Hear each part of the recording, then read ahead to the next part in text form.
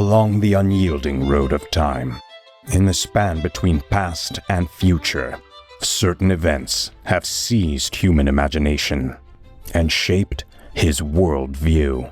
One such event occurred not long ago, a colossal war waged with machines that scarred the land, seas, and skies. This is the tale of one such machine. The B-29's roots trace back to Boeing's Model 316 project, a direct successor to the XB-15 of 1934.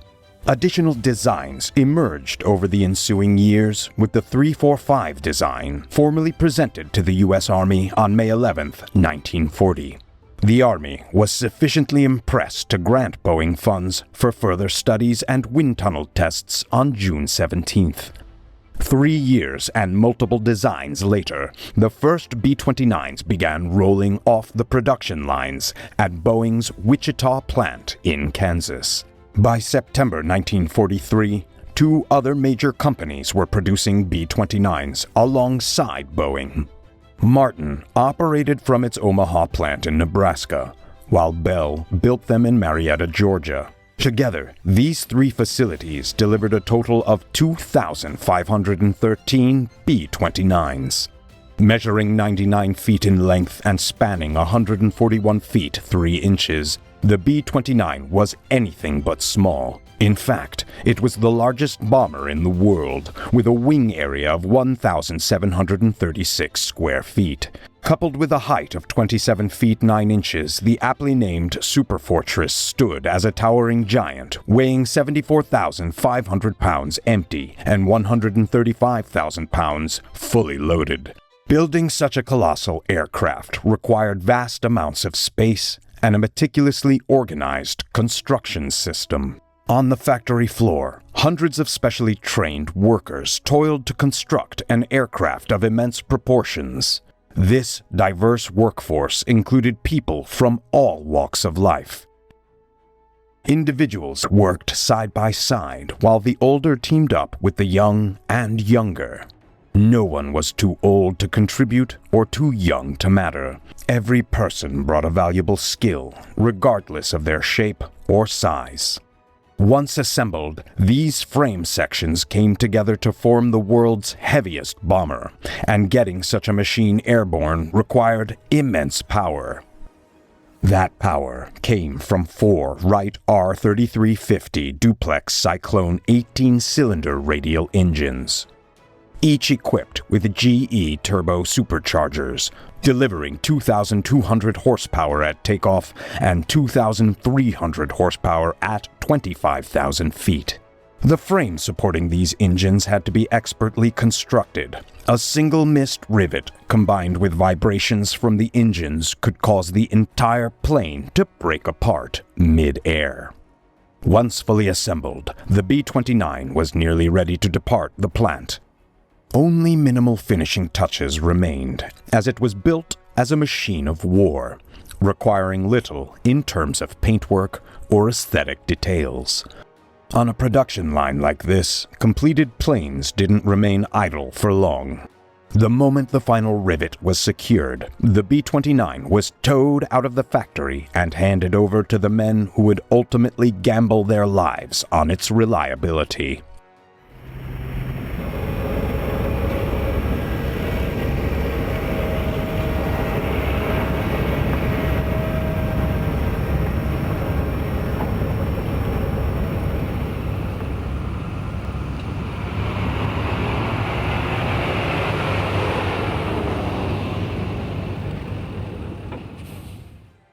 The pilots destined to fly these formidable warbirds left nothing to chance.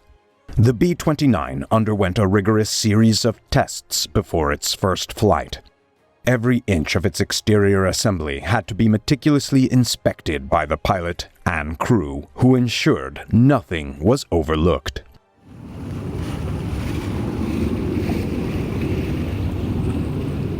Tire pressure had to be precise, maintained between 75 and 85 pounds per square inch. Detailed measurements were taken to confirm that no moving parts had shifted beyond acceptable limits. At a cost of $639,000 per plane, caution was essential, requiring a thorough inspection of every component, no matter how minor. As the pilot walked around the aircraft, he carefully examined the bodywork for any defects.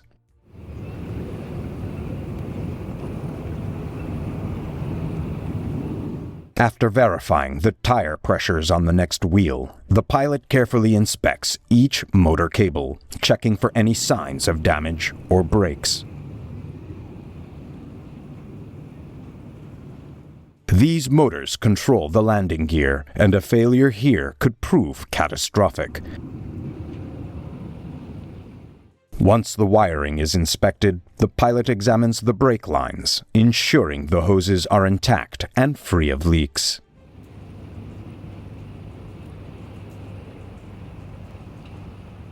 Next, the wheel chocks are checked, one positioned behind the inboard tire and another in front of the outboard tire. The B-29 carried an immense 9,438 gallons of fuel distributed across 26 wing tanks and 4 bomb bay tanks. A leak in any of these tanks could trigger a devastating fireball. The aircraft also boasted a formidable array of onboard weapons. Within the versatile remote-controlled turrets positioned around the aircraft lay 50 caliber machine guns, each requiring meticulous inspection. With its outer shell removed, the belly turret exposed the weapon housed inside. These turrets enabled the guns to be angled in multiple directions, operated remotely from within the aircraft. Routine maintenance of both the gun and turret was vital to ensure the safety and effectiveness of the operator. For obvious reasons, extra care was given to inspecting these critical components of the aircraft. The B-29 was not built as a fighter, and while it could reach speeds of up to 357 miles per hour, it couldn't outpace faster enemy fighters. Fortunately, its designers anticipated this, and equipped the plane with 8 separate remote-controlled gun turrets. An enemy wouldn't take down a B-29 without a fight. The designers also added another innovative feature: cameras installed in some gun turrets. These captured footage of the B-29's guns in action, providing tactical insights at the time and, 50 years later, offering historians a valuable glimpse into the war. The B-29 truly had a sting in its tail. 2 50 caliber machine guns and a 20mm cannon for good measure. While these guns shared a similar range of motion to those in the turrets, the cannon's shell trajectory differed from that of the machine guns. This disparity made aiming challenging, leading to the cannon's eventual removal from the tail section.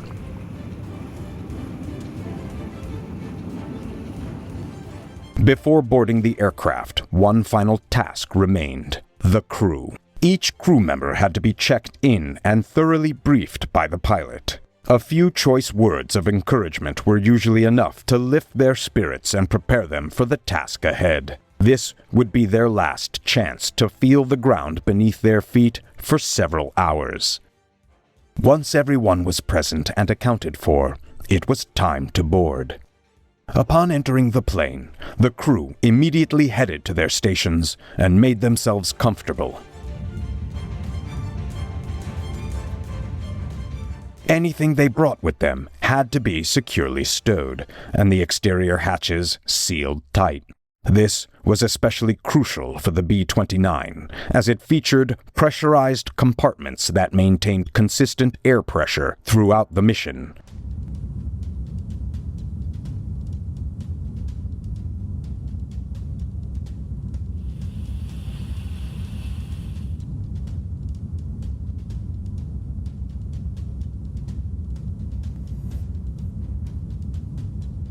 The pilot couldn't do much until he established contact with the rest of the crew. Starting with his throat microphone, he would put on his headset and plug it in.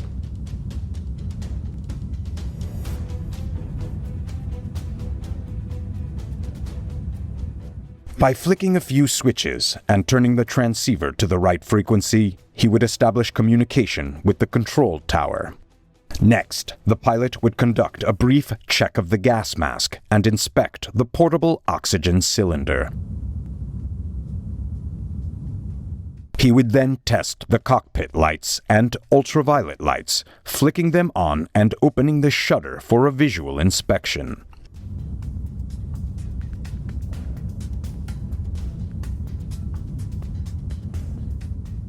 Following that, he'd give a quick blast on the alarm bell, and the gun commander would confirm its functionality. Every internal system underwent this thorough check. It was now time to start the engines. Each engine had to be turned through 15 blades before it could be started. Once this procedure was completed, the ground crew would step back and the pilot could start the engines.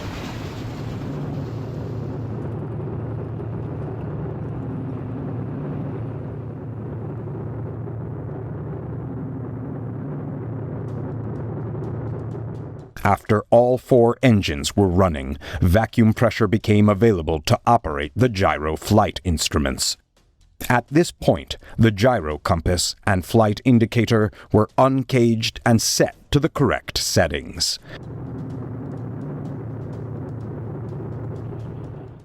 A few more checks and procedures remained before taxiing out onto the runway. Not long now, and the airmen would be airborne.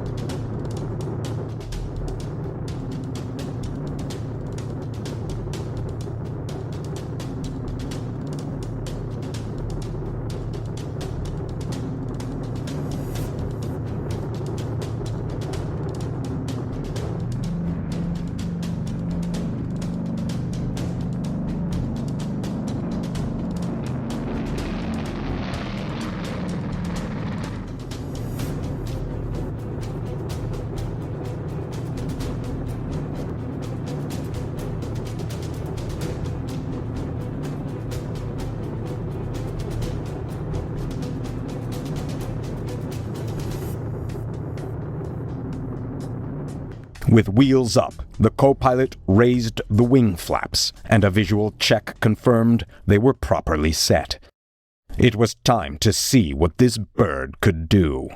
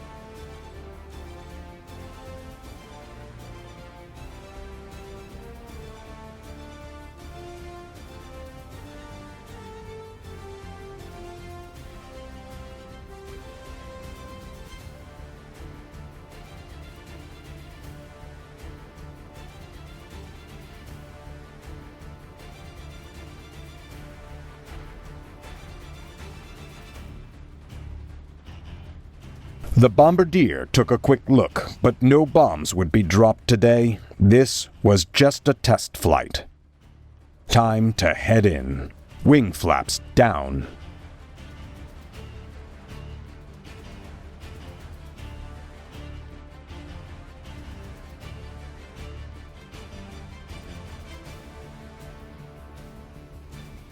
Now, let's see how well she lands.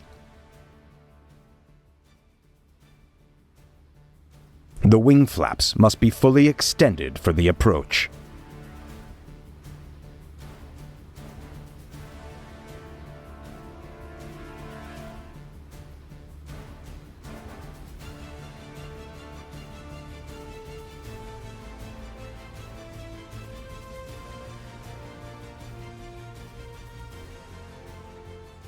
A textbook landing. The back wheels touch first to absorb the impact, followed by the front wheel coming down gently. It doesn't get much smoother than that.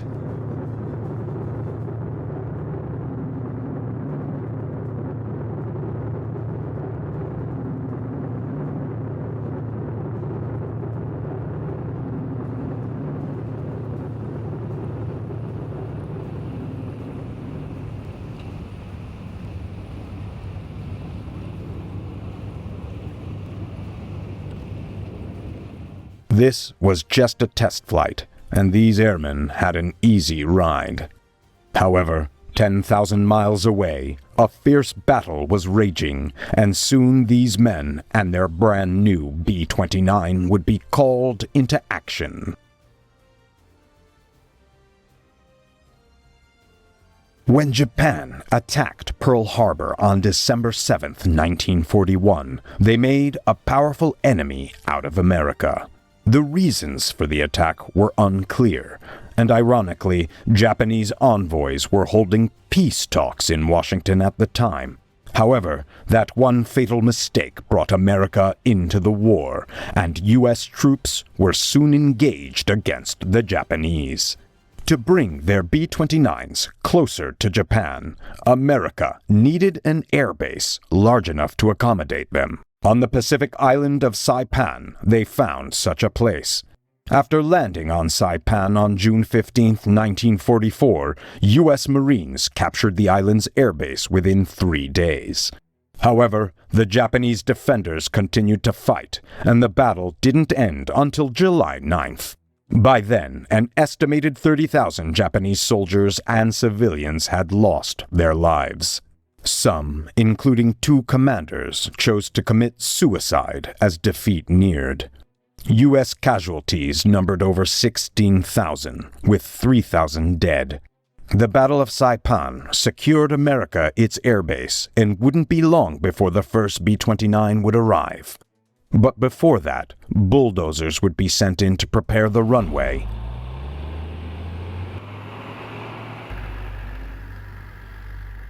Other airfields were also being readied in eastern China. 500,000 Chinese farmers and laborers transformed acres of paddy fields into runways specifically designed for the B-29. These dedicated workers used nothing but their bare hands and the simplest of tools. No pair of hands went to waste in this operation. 3 months later, the skies were filled with B-29s heading east. For the men aboard these massive bombers, there was only a silent farewell to the California sun, and perhaps a prayer for their safe return. But farewells couldn't last long.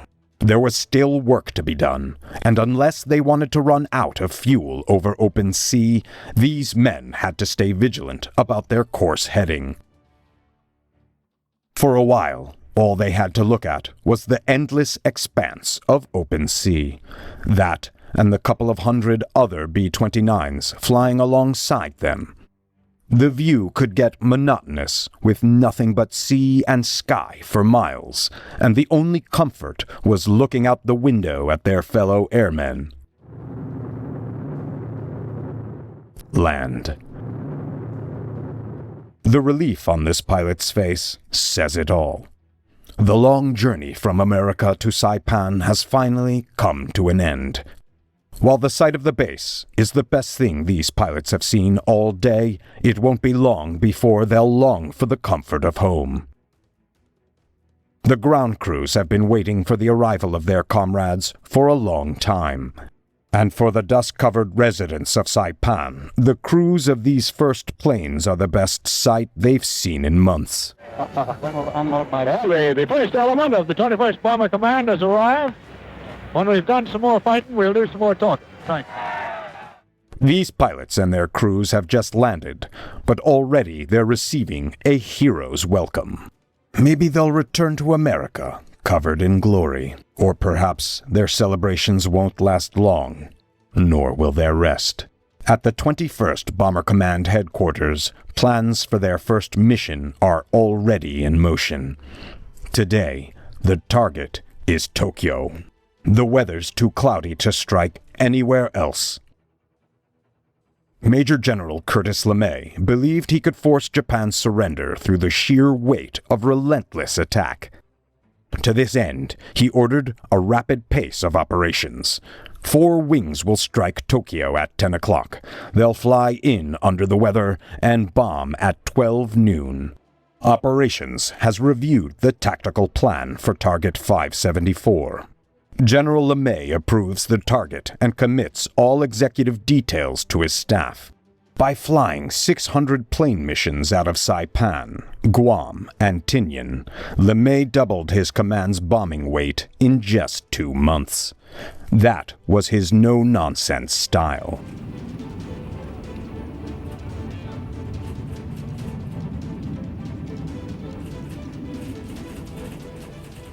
With the increased frequency of LeMay's attacks on Japan, it became essential to carefully track the amount of bombs and ammunition being used. The B-29 could carry 20,000 pounds or 4 tons of bombs, and when you multiply that by the number of planes in operation and the number of missions flown, it's clear how much planning was needed to manage the distribution and usage of these weapons. Another key aspect of LeMay's tactics was keeping as many B-29s in operation as possible. This meant a lot of work for the engineers who maintained the B-29's engines.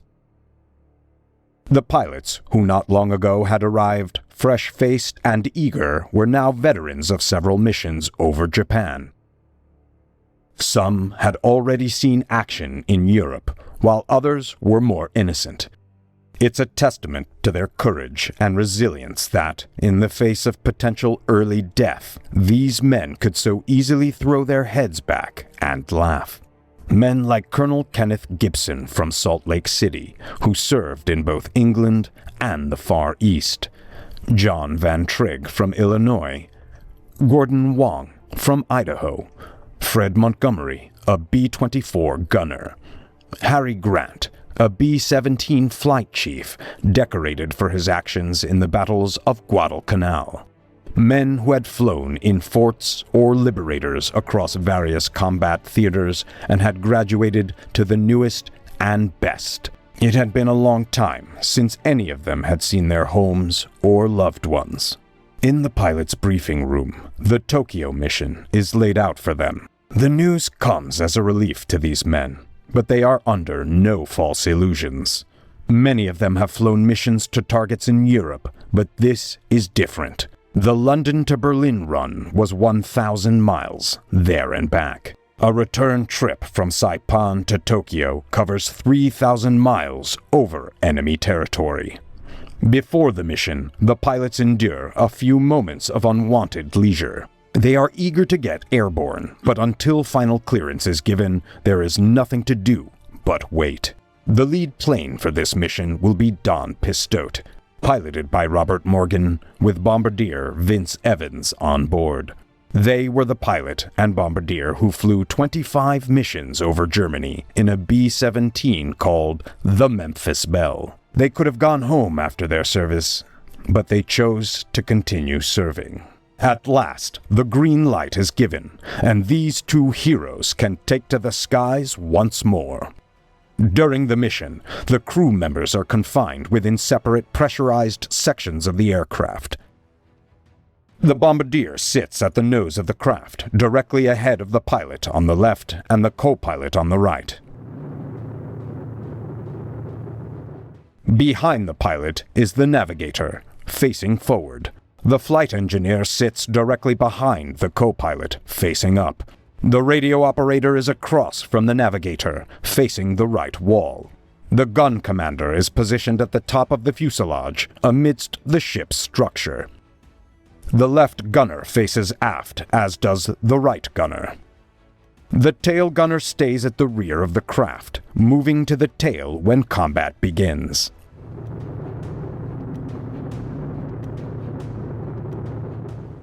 When the B-29 came under attack from enemy fighters, it was the P-51 Mustang that provided protection, acting as a long-range escort and close air support fighter. The B-29's gun commander didn't remain idle. The gun commander had control of all the B-29's guns and was fully capable of dispatching enemy fighters when necessary. From his vantage point at the top of the fuselage, he could see enemy fighters approaching and had the time to choose the most effective turret to control. The other gunners also had control over their respective turrets, coordinating to launch a devastating counterattack. The B-29 was equipped with 10 50 caliber machine guns, each carrying 500 rounds, and a 20mm cannon in the tail with 100 rounds. The total onboard firepower amounted to 7,000 rounds. From the gun blisters, the gunners could aim and fire with deadly precision. Now, the B-29s had reached Tokyo and were rapidly approaching their target. At this point, the bombardier would take control of the plane, using his scope to locate the target and begin the bombing run. Once the cloud cover cleared enough for the bombardier to visually confirm he was above the target, the order was given to open the bomb bay doors. The bombardier took a final moment to ensure his position was accurate, and then, with a quick decision, released the bombs. Bombs away.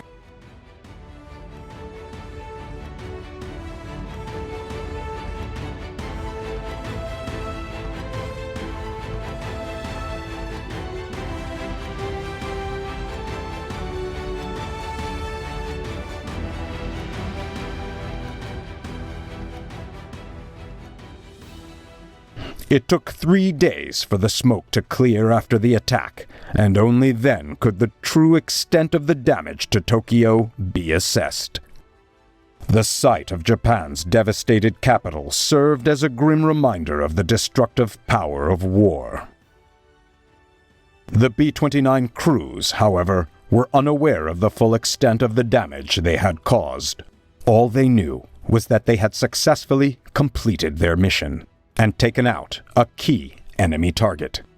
They had flown for Uncle Sam, and now they were flying for themselves. The journey back to Saipan was a grueling 1,500-mile flight, and throughout the entire return leg, the victorious B-29s remained in constant danger of attack. Just flying an American bomber over Japanese airspace was enough to provoke enemy fighters. But on this particular return flight, the threat came not from intercepting fighters, but from flak. A lucky pilot might only lose the use of one engine after taking a hit from flak, and as long as the landing gear remained undamaged, he stood a good chance of making a safe landing.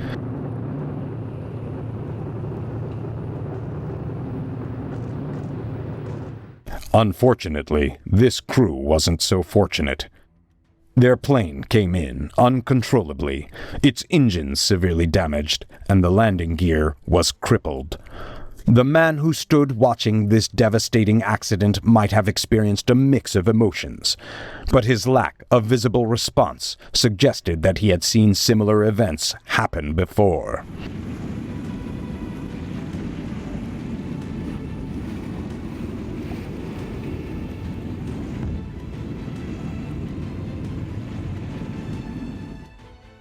Some pilots in dire situations like this found a convenient stretch of water to splash down on.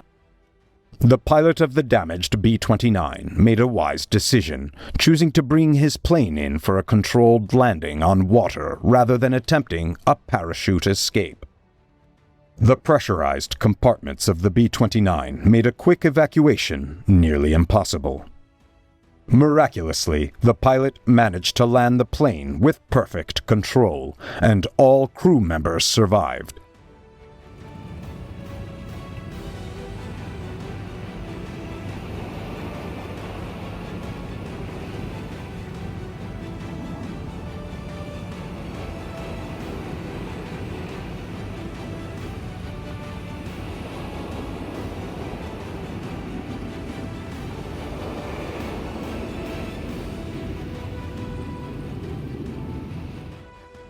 The aircraft would soon sink and become part of the ocean's ecosystem. For the crew of the second plane, what initially seemed like a routine landing turned into a tragic disaster. While the exact cause of the crash remains unknown, the fire crews responded quickly, aware that the vast amounts of aviation fuel on board could make the fire much more dangerous. Despite their efforts, the blaze was fierce and hard to control, requiring gallons of foam and a team of dedicated rescuers to try to save the crew. Sadly, only one member of the plane's crew was rescued from the burning wreckage, a stark reminder of the risks faced by these airmen in combat. As the B-29s carried out their missions, the efforts to extinguish the aftermath of their attacks, often involving intense fires from aircraft fuel and other incendiaries, became a regular part of the battle. Fire crews, working tirelessly through the night, had to combat blazes that could destroy entire aircraft with a single spark. Despite the terrifying risks, most of the B-29s returned home, having survived their perilous missions and the dangerous elements of warfare. The impact of LeMay's relentless bombing campaign was undeniable. Japanese cities and villages were left in ruins, and the death toll soared as a result of the constant bombardment.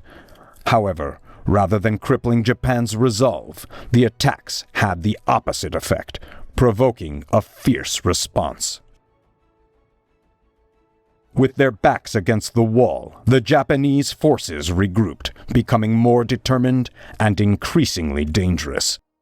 As LeMay's policy of hit 'em hard continued, Japan's resistance grew, setting the stage for an even fiercer conflict in the skies. On August 6, 1945, Colonel Paul Tibbets and his crew aboard the Enola Gay prepared for a mission that would change the course of history. The aircraft had been specially modified to carry a solitary, unprecedented payload. Tibbets is carrying Little Boy to Japan, and its mission is a closely guarded secret. Inside Little Boy lies a terrifying power, one that is unleashed only when an atom is split. A force equivalent to 20 kilotons of destruction, ready to strike Hiroshima. The atomic bomb.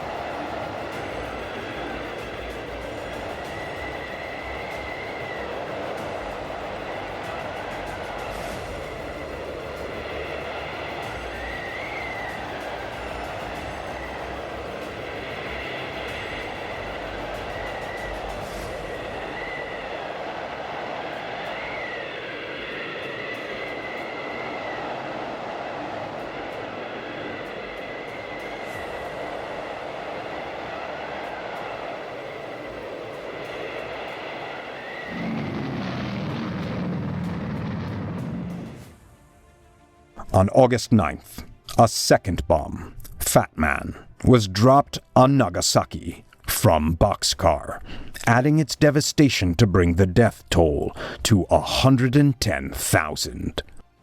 On August 10th, the Japanese emperor communicated Japan's desire for peace, and on September 2nd, 1945, Japan officially surrendered aboard the USS Missouri, marking the end of the war.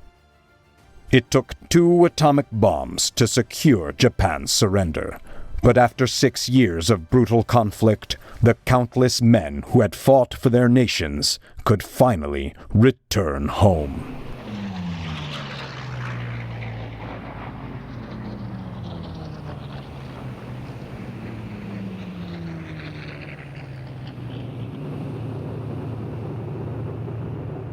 Japan's surrender marked the end of a dark chapter in history. The B-29 pilots and crews had fulfilled their duty for Uncle Sam, and now they flew not just for themselves, but for home. The promise had been kept, the hopes of many were realized, and for some, beneath the war-torn flag, a new promise awaited, the promise of peace.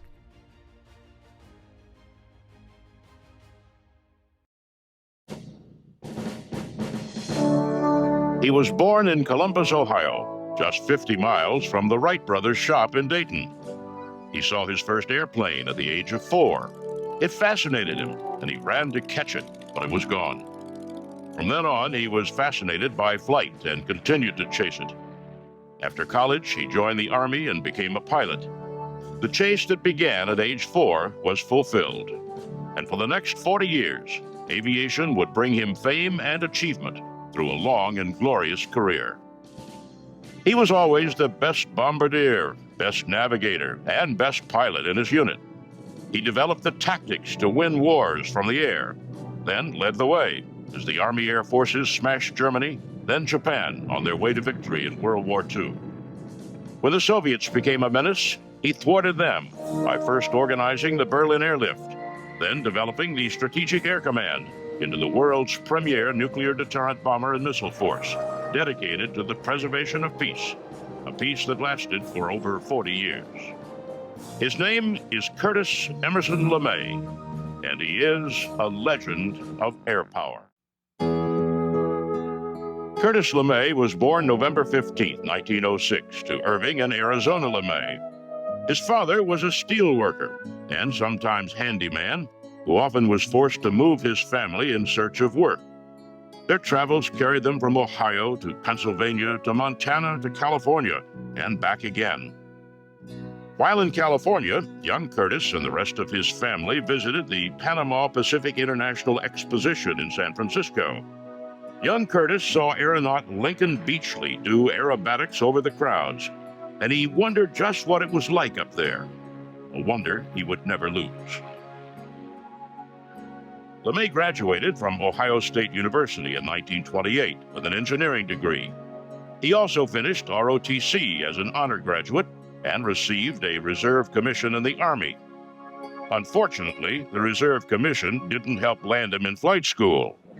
He worked hard to enter flight training as an aviation cadet at Kelly Field, Texas. His first tour of duty was with the 27th Pursuit Squadron at Selfridge Field, Michigan, where he received his regular commission in February 1930. At Selfridge, LeMay flew the Curtiss P-1.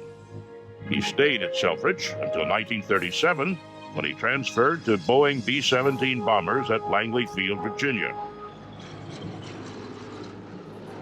In February 1938, Lieutenant Curtis LeMay was lead navigator when the Air Corps demonstrated the long-range capability of its new B-17.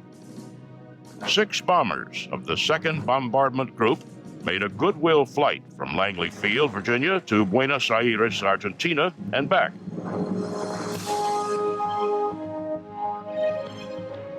General Hap Arnold awarded the group the McKay Trophy for the most meritorious flight of 1938, and LeMay was there.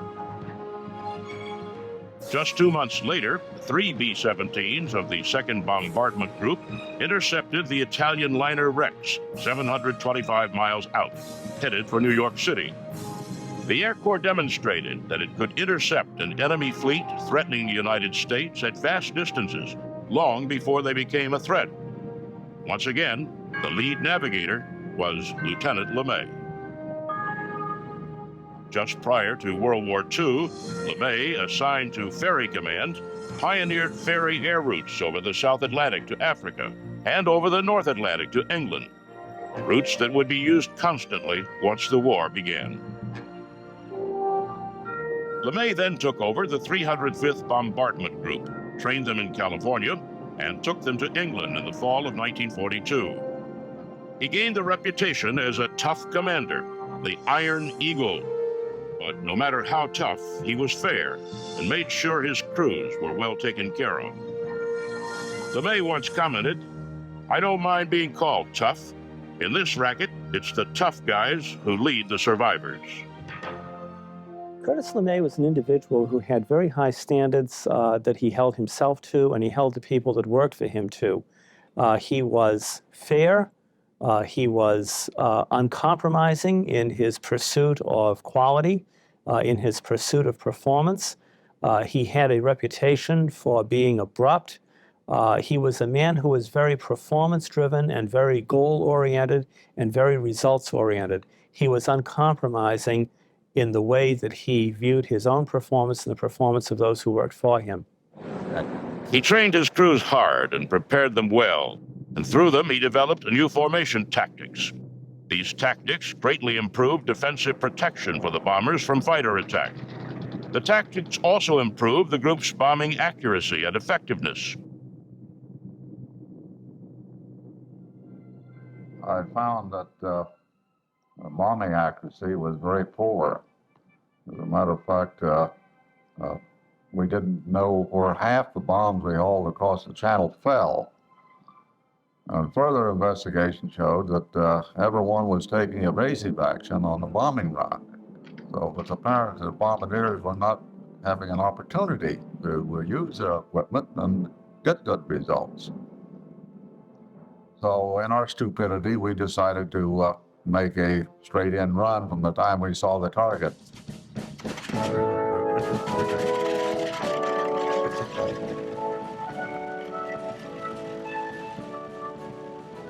His bombers flew as an 18-aircraft combat box for mutual protection.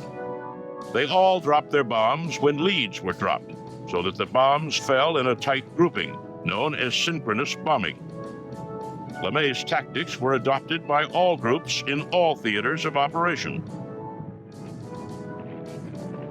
He excelled as a combat leader, prompting General Ira Aker to say of LeMay, "He may not be human, but when I can find 100 other group commanders like him, we'll get on with this war. We might even win it." LeMay was quickly promoted to 4th Bombardment Wing Commander, and in August 1943, he planned and led the famous shuttle mission from England to Africa, in which they bombed the Messerschmitt airplane factory at Regensburg, Germany. Other bombers in the attack hit the ball bearing factories at Schweinfurt.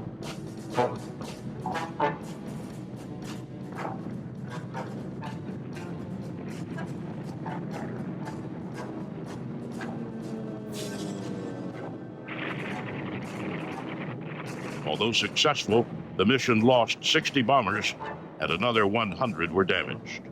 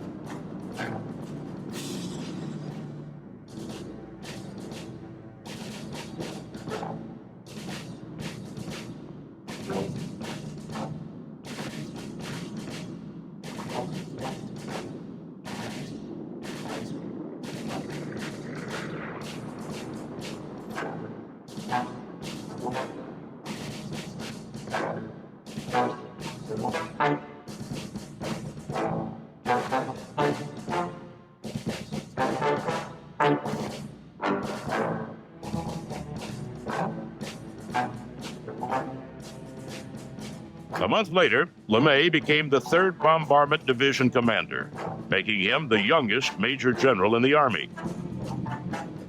His next move came in August 1944, when General Arnold selected LeMay to command the 20th Bomber Command in India.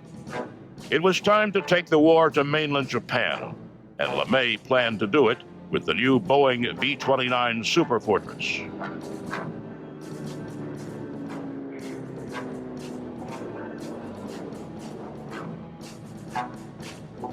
As action began to taper off in the China-Burma theater, LeMay was appointed commander of the Marianas-based 21st Bomber Command in January 1945.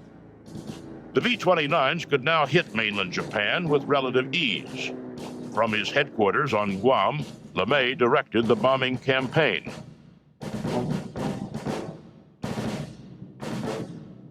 Initially, LeMay used the European tactic of high-altitude flights with high-explosive bombs against targets in Japan.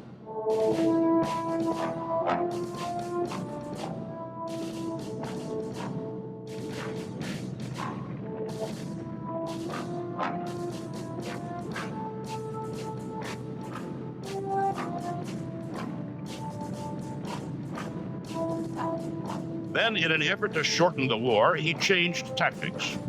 Realizing that Japanese construction was primarily wood, he sent his bombers in between 5,000 and 7,000 feet with incendiary bombs.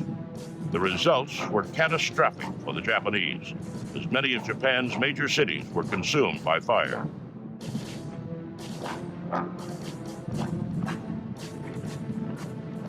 Unbelievably, the fires did not bring the unconditional surrender intended. President Truman gave the order to use the atomic bomb. On August 6, 1945, the Enola Gay, a B-29 from the 509th Bomb Group at Tinian, dropped its 9,000-pound little boy on Hiroshima.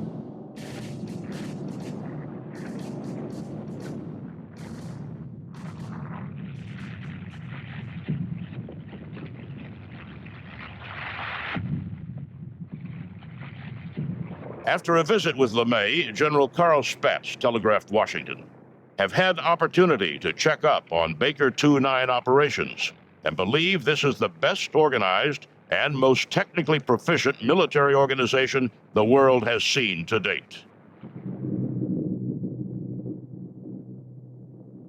Just 3 days later, a second bomb was dropped, this time on Nagasaki.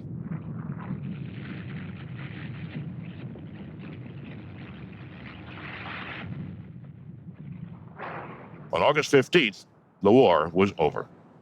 The bombers of LeMay's command had helped bring it about.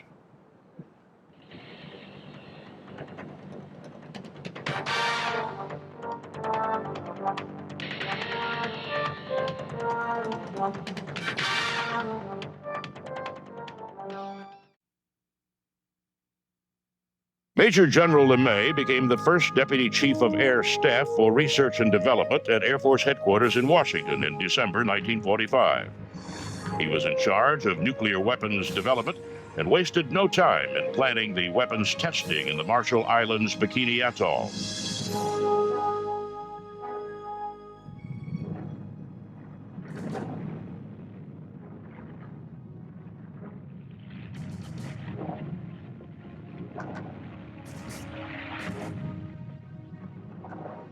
LeMay was promoted to Lieutenant General in October 1947 and assigned as Commanding General for U.S. Air Forces in Europe.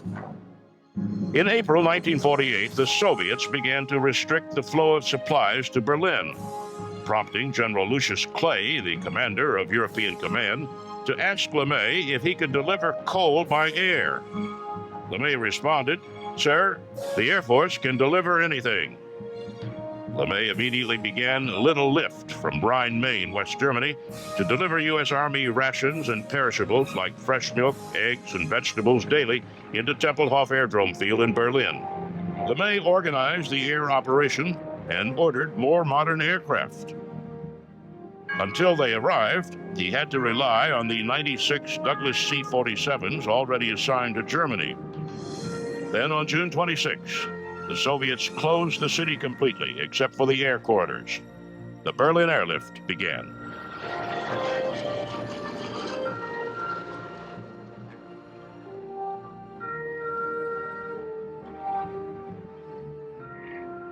With the airlift flowing efficiently, LeMay returned to the United States, was promoted to general, and assumed command of the newly formed Strategic Air Command.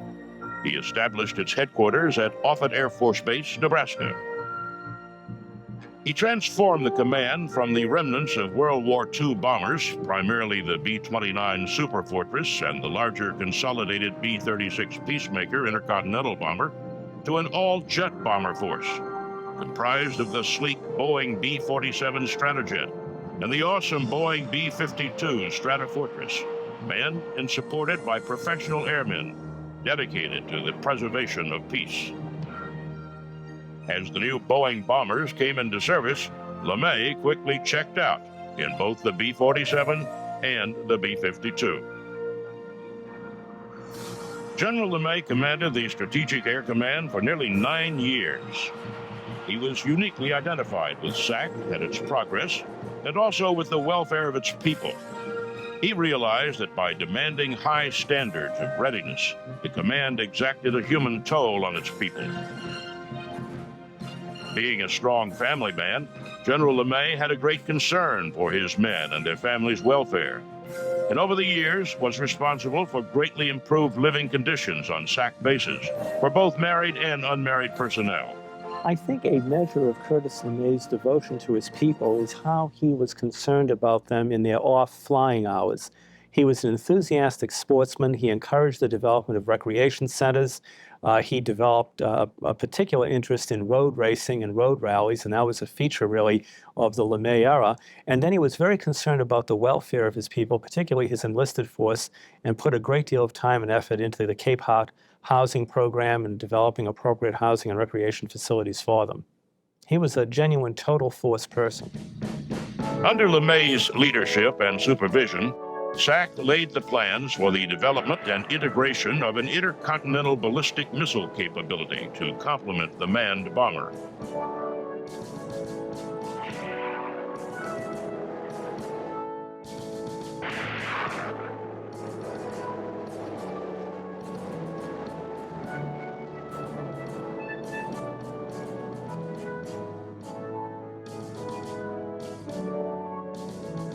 In July 1957, LeMay became the Vice Chief of Staff of the United States Air Force. But even as Vice Chief of Staff, General LeMay continued to set records. In November of 1957, he flew a new Boeing KC-135 jet tanker on 2 record-setting nonstop flights between the United States and Buenos Aires, Argentina, and return. Then, in 1961, LeMay replaced General Thomas D. White and was named the 5th Chief of Staff of the Air Force, a post he held until his retirement in January 1965. I think historians will forever debate which of the 2 major events in LeMay's career was the more significant. In a combat sense, I think his decision to restructure and redirect the B-29 raids against Japan to adopt a low-level, night bombing, incendiary bombing approach, which of course radically transformed the success of the B-29 campaign. And then the second case is in the post-World War II era, where he radically transformed SAC. He took a look at Strategic Air Command, did not like what he saw in the post-World War II era, saw an organization that he felt had morale problems, had mission problems, had lost its edge, and he determined to build that force into the premier power projection force for the United States, and indeed he did so. As Chief of Staff, General LeMay remained committed to the welfare and professionalism of the men and women of the Air Force. He was a happy blend of a guy who didn't have to be a martinet to get absolute loyalty from those who served under him, which is the ultimate accolade of a military commander, or of any kind of commander for that matter.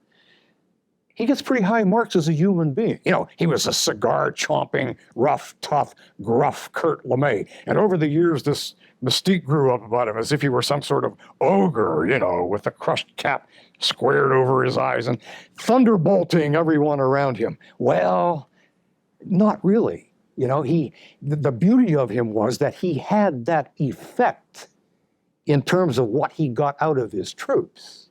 But he didn't actually hurl the thunderbolts. It's kind of a strange sort of thing. He got the kind of loyalty that a guy, you know, you would expect a commander to get if he'd intimidated his troops, but he never did intimidate them.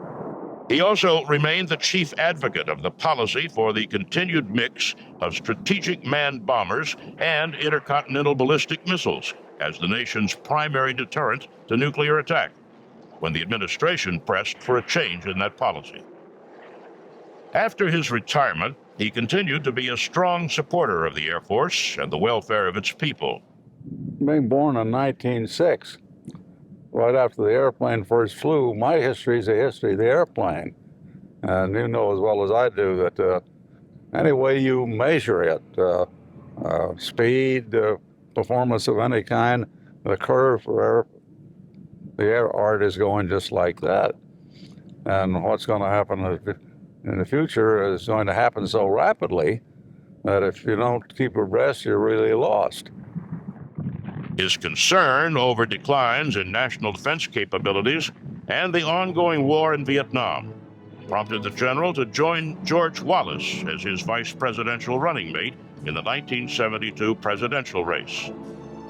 In 1987, the General and Mrs. Curtis E. LeMay Foundation was set up by the general and his wife to provide assistance to indigent widows of retired Air Force officers and enlisted retirees.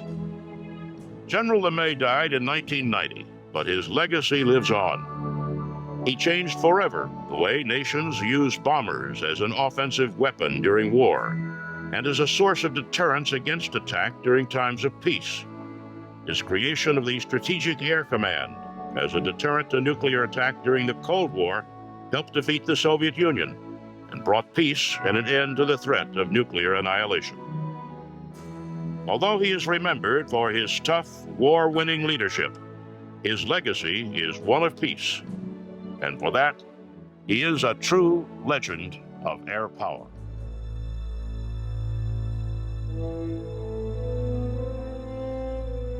The minuscule island, spanning less than a single square mile, claimed over 4,000 lives.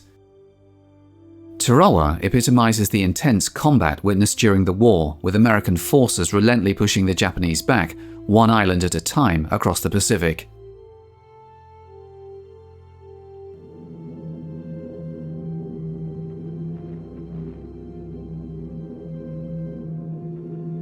In February 1942, Japanese bombers launched an attack on the Australian mainland.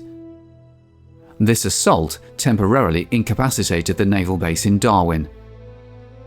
As the Japanese advanced across New Guinea, some Australians feared it was the precursor to an invasion. However, discord between the Japanese Army and Navy halted their invasion plans, leaving them in abeyance. In reality, the Japanese found themselves stretched too thin. Amid the harsh conditions of the New Guinea jungle, Australian forces, bolstered by increasing American support, repelled the Japanese incursion toward the crucial base of Port Moresby. Along the Kokoda Trail, the Allies launched a counter-offensive. Disease and illness proved as formidable as enemy bullets. By the close of 1942, the threat to Australia had been neutralized, setting the stage for the protracted and bitter struggle to push the Japanese forces back to their homeland. The Allied offensive was divided between two rivals, General Douglas MacArthur in the Southwest Pacific and Admiral Chester Nimitz in the Central Pacific. The American strategy aimed at launching a dual assault against an enemy whose control spanned vast expanses of land and ocean. MacArthur's objective was to advance northward from the Solomons and New Guinea towards the Philippines. Meanwhile, Nimitz's forces were tasked with a series of strategic island-hopping maneuvers, beginning with the Gilberts in November 1943 at Tarawa, then progressing to the Marshall Islands, the Marianas, Iwo Jima, and finally Okinawa, The initial target of Admiral Nimitz's island-hopping campaign was Tarawa Atoll, which had been fortified by the Japanese into a stronghold from which they could launch air attacks on US fleets. Taking Tarawa was imperative. It marked the first amphibious assault on a heavily fortified atoll shielded by a coral reef.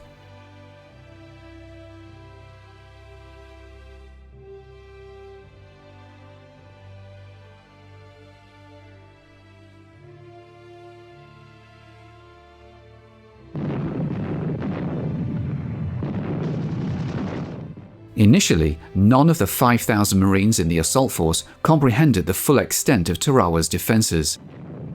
They thought they would level the island and completely demolish everything, that there wouldn't be a living soul on the island. I remember him telling us this is going to be the easiest invasion we ever had. He says we only need 2 men, one with a rifle and one with a slate, one to shoot him, one to chalk him up. It's going to be real easy. I turned to the major who was standing next to me on the deck and said, some of our people aren't aiming very well today.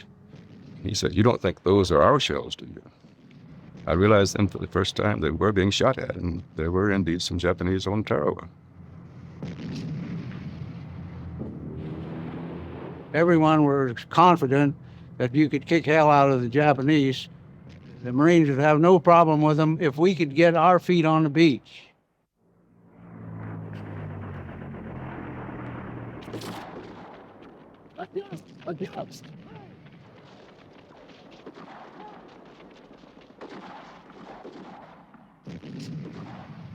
You must remember that the island was only 800 or 900 yards wide, and when you put 20,000 men on an island like that, it's quite crowded.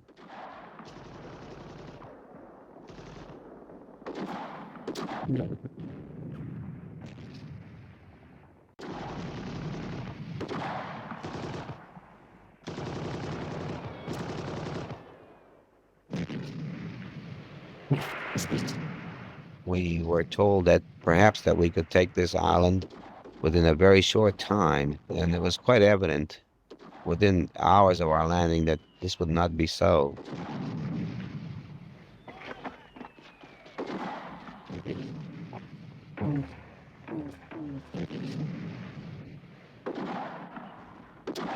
The foxholes that had been covered up with the naval gunfire, the next morning, within about 20 yards of where I was, I watched the Japanese digging out.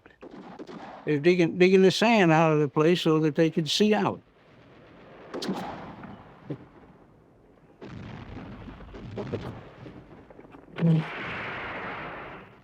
The battle persisted for 3 grueling days, gradually pushing the Japanese defenders back to one end of the diminutive island.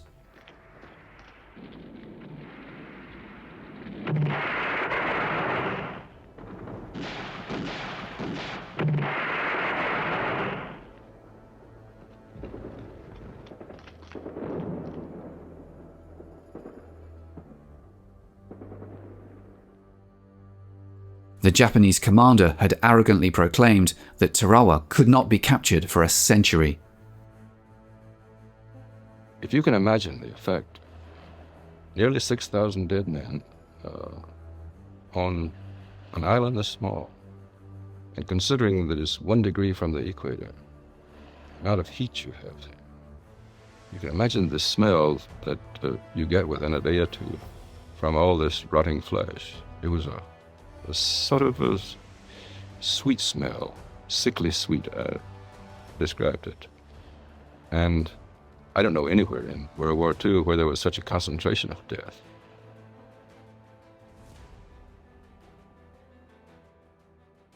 The outcome was stark. Out of 3,000 Japanese defenders, only 17 surrendered. The Americans suffered heavy losses, with over 1,000 dead and 2,000 wounded. Public opinion in the United States was deeply shaken by the significant casualties incurred in such a brief span of combat. Following the Tarawa campaign, American invasion forces set their sights on the Mariana Islands of Saipan, Tinian, and Guam. Positioned west of Saipan, the Naval Task Force safeguarded the landings. In June 1944, Japan's mobile fleet from Okinawa approached, seeking a naval victory to shift the tide of the war in their favor. Suddenly, the Americans realized they'd been detected by the Japanese via radar.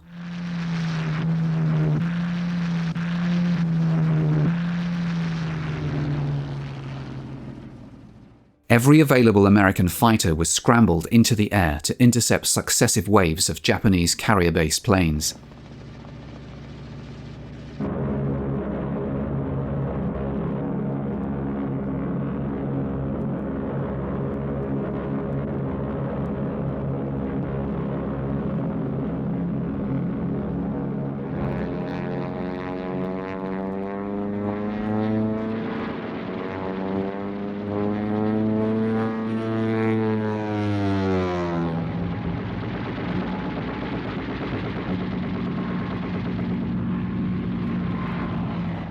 Many Japanese pilots were competitive novices with no battle experience.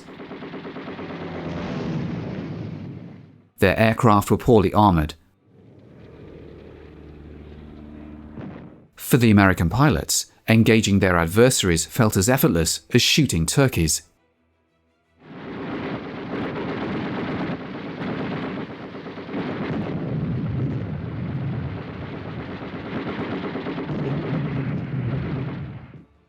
Following the initial skirmish, all but one of the American planes returned unscathed.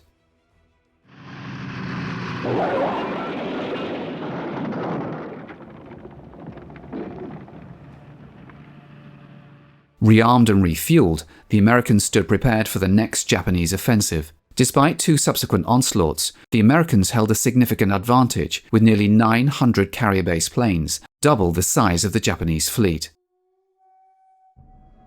The Marianas aerial engagement lasted a mere 8 hours, resulting in the near decimation of Japanese naval airpower in a single day.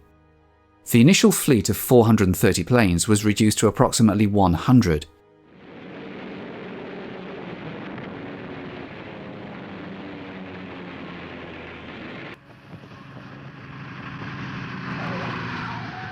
American losses remained comparatively minimal. This episode underscored the paramount importance of skilled pilots over sheer technological prowess.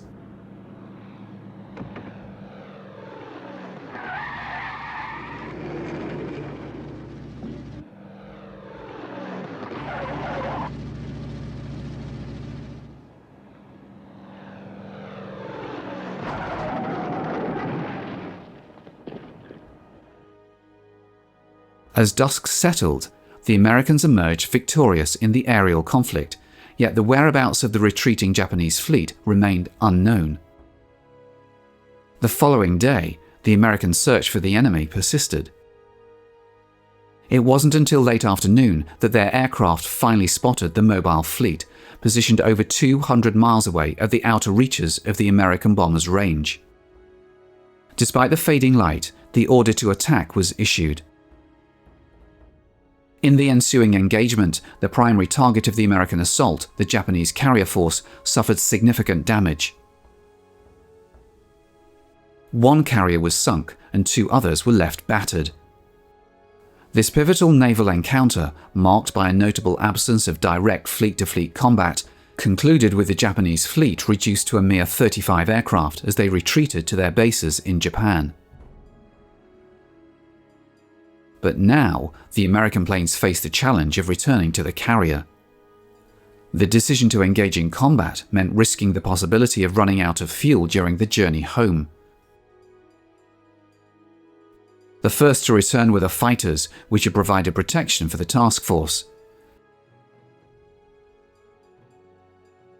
Landing in the dusk posed significant challenges, but the difficulty escalated as torpedo planes and bombers navigated to find their carriers in pitch darkness, with some never making it back. Then it turned into probably the blackest night that I have ever seen in my life. And over the ocean, I guess we were at about 7,000 feet flying home. It's kind of our best altitude for fuel, and it was black as the ace of spades. And we could hear nothing, just ourselves, except the cries, or I won't say cry, but a very perfunctory call, I'm going to have to land in the water, I'm out of fuel. And this continued just constantly until all the torpedo planes that had survived the strike went into the water. And then I suppose about 100 miles from the force, the dive bombers started to run out of fuel, and they called out, this is whatever the call was, I don't really remember the number, I'm going in, out of fuel. And then it became quite quiet until we got within range of the force, and then you could start to make out what was happening at the task force and what the recovery course would be. We'd not yet seen it because the ships were running blacked out, which is a normal operating procedure, so it couldn't be detected from the air. But the Admiral knew that we were going to have an awful problem getting aboard, and they were low on fuel, and we didn't have time to really look for the force. A decision was made, and the command was given out to the carriers to turn their lights on. The subsequent day saw the task force successfully rescuing the majority of aircrews who had been forced to ditch in the ocean. The triumph in the Battle of the Philippine Sea ensured that the Mariana landings could proceed without interference from the Japanese Navy. Saipan fell at a heavy cost of 3,000 American lives.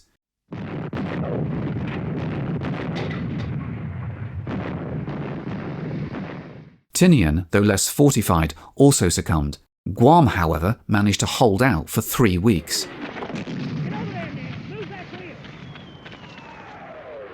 As the American forces advanced westward from the Marianas, Nimitz transferred an amphibious force under MacArthur's command, marking a convergence of the two rival prongs. Their joint objective became the Palau group of islands. These had been taken before the invasion of the Philippines. On one island, Peleliu, the Americans again run into nautical resistance from a crack force of 10,000 Japanese troops.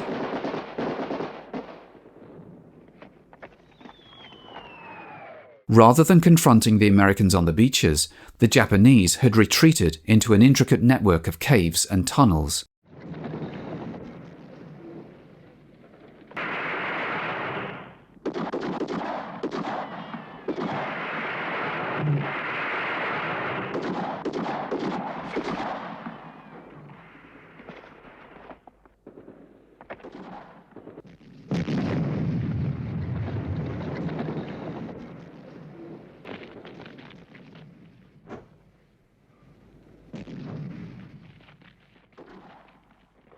The Americans found themselves locked in a grueling struggle for every inch of ground against a resolute enemy prepared to fight to the last.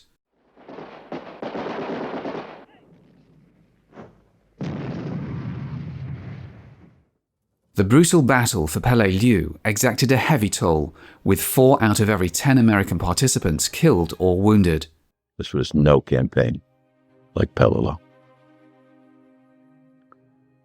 Much has been written about it in the higher echelons, among generals, and so forth, comparing it to Iwo Jima or Tarawa, and they all admit that there was nothing quite like Peleliu. It was the biggest surprise I think the Marine Corps received in World War II. We just had never known an enemy like this. It took months before all of the Japanese defenders were rooted out. Victory on these Pacific islands came at a steep price.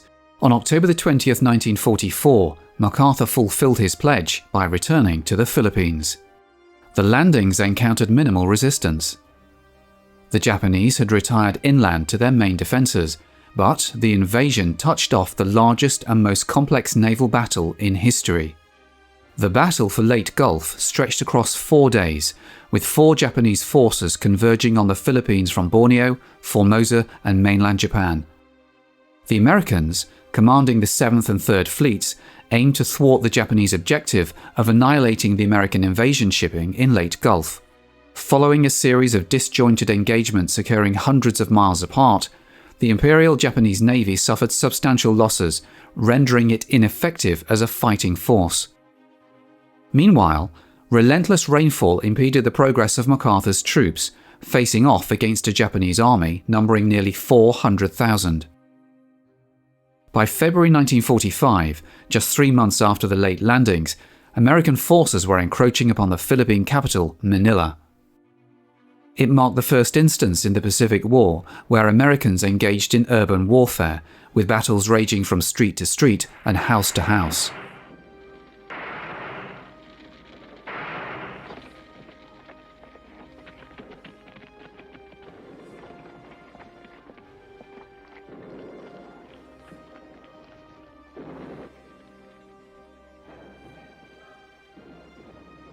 Many civilians lost their lives, some executed by the retreating Japanese.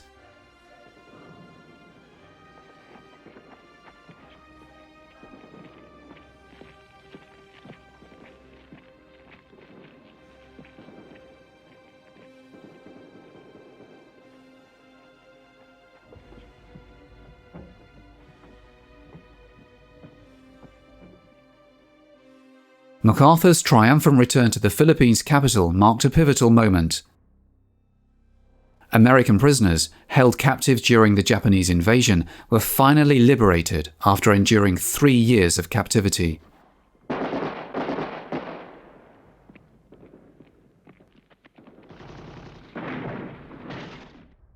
With the American recapture of the Philippines, vital supply routes crucial for Japanese industry would be severed.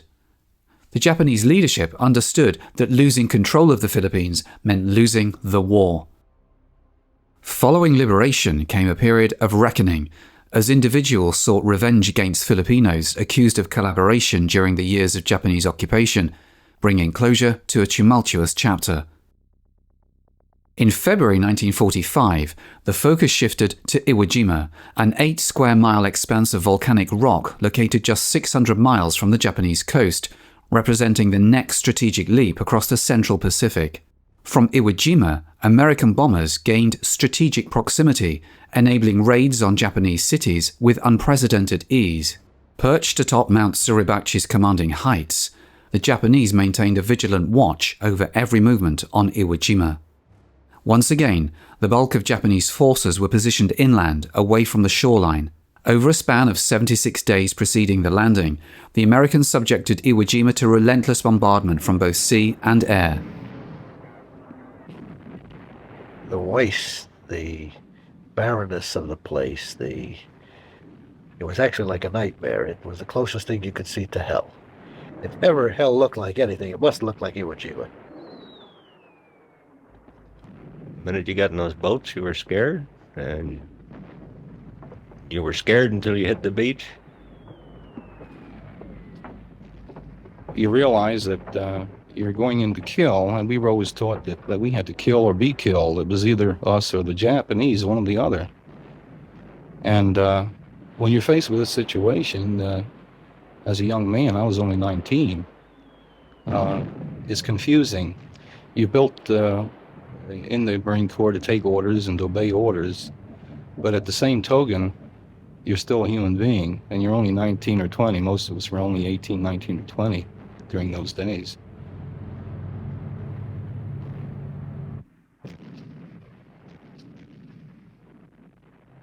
I think the public has the idea that Marine are Supermen, but I don't think there was a Marine in the amphibious landing craft that wasn't afraid, including the officers.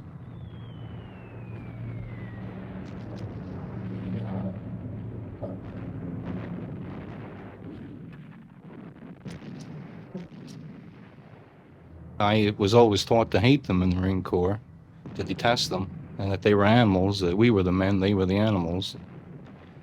By the same token, we were taught that they would die for the emperor, that we weren't taught to die for our president.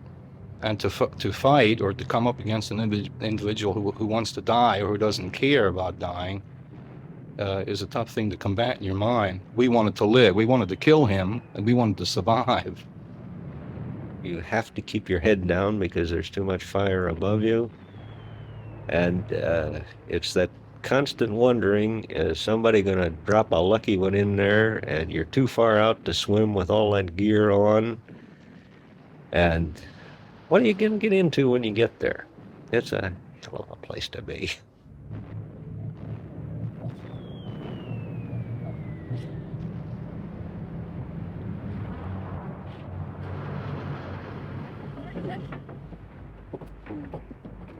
And as you hit the island and you saw the ash and nothing living, It was, if there's ever been hell, this was it. Well, we hit the beach itself. Actually, there was a little incline, and everybody clung to the incline because the fire was that heavy. And everything that hit the beach was blasted out of the water as fast as it hit. I was young then. This is my fourth operation. I was 18. My first operation, I was 16.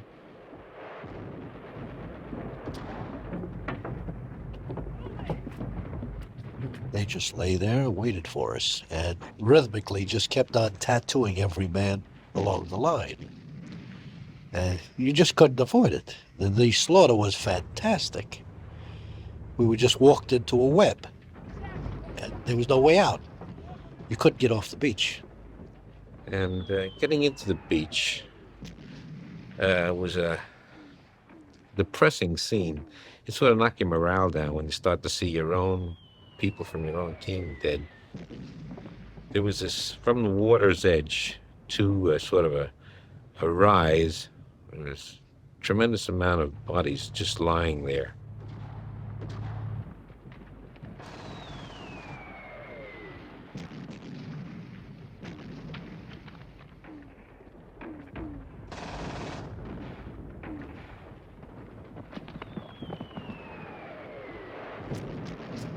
We moved about, possibly 300 yards in, just as far as they meaning the Japanese, decided for us to go. There was no way of getting off the island. Not that first night. It was just too congested. There was nothing that could move off that island the first night.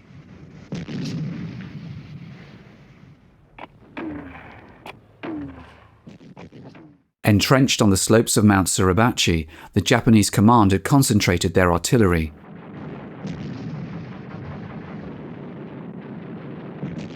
Despite the extensive preliminary bombardment, the Japanese strongholds remained resilient, requiring ground troops to systematically dismantle them one by one. Capturing Iwo Jima proved to be a far lengthier endeavour than the 5 days envisioned by the American command.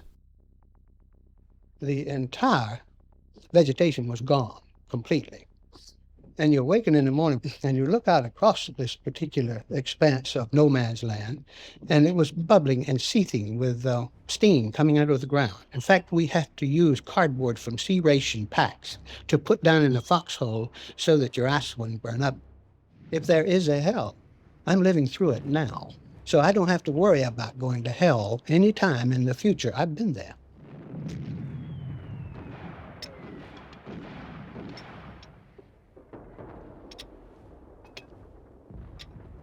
One of the guys came up to me as a man with a family. I never did even know him.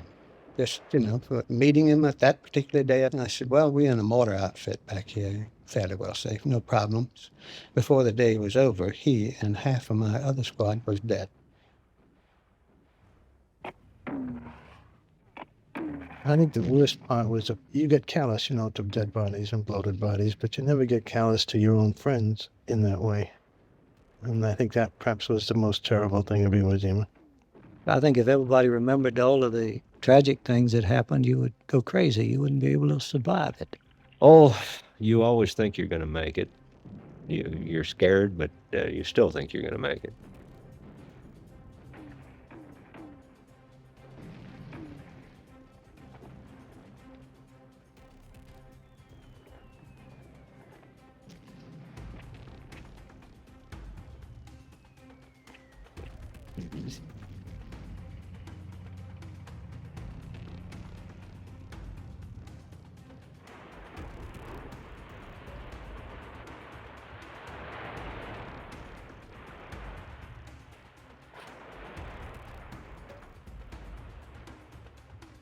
It was just one of the biggest messes I myself had ever seen. I don't know who the beach master was, but he probably had the roughest job of any man I've ever heard of. Although the situation may have appeared chaotic at times, the logistical prowess supporting the assault force underscored America's inevitable victory over Japan, rooted in its overwhelming industrial might since the onset of the Pearl Harbor attacks. Only one thing seemed to permeate the men. Get that $1 million wound to get off this damn place. Inland from the beaches, Iwo Jima descended into yet another grueling battle of attrition.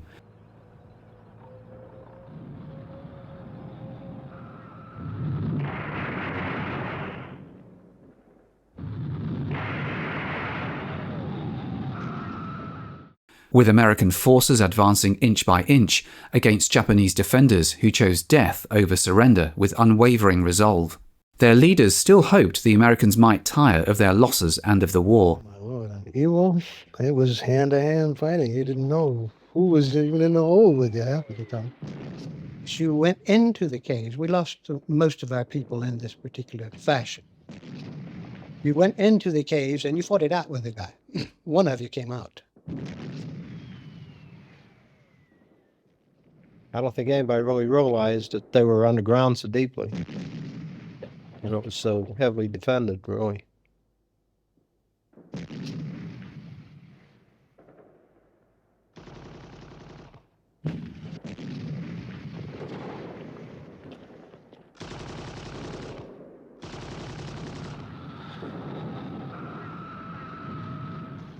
After 3 days of fierce combat on Mount Suribachi, the Stars and Stripes triumphantly flew atop the summit. Boys down at the holiday goes the flag. And I don't care where you were on that island, you could see right up to Suribachi, and the flag was raised. And everybody started to howl because we figured, well, the island was secure, but it was far from secure. We had a long way to go yet. But it was nice to see the flag up there anyway.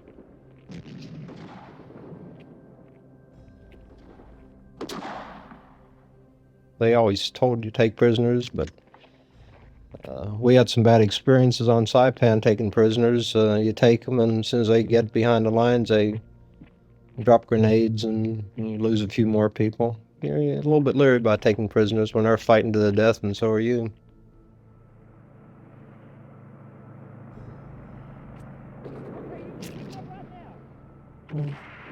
Very few of them came out on their own. When they did, well, usually one in the front, he'd come out with his hands up, and one behind him, he'd come out with a grenade.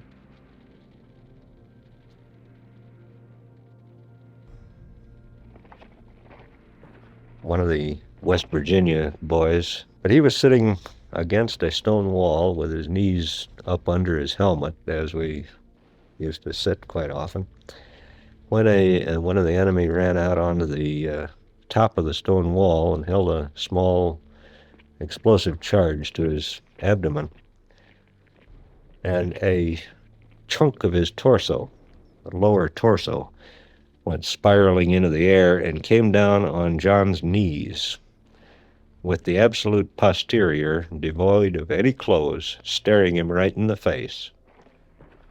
And he looked at that and he says, "God, am I hit that bad?"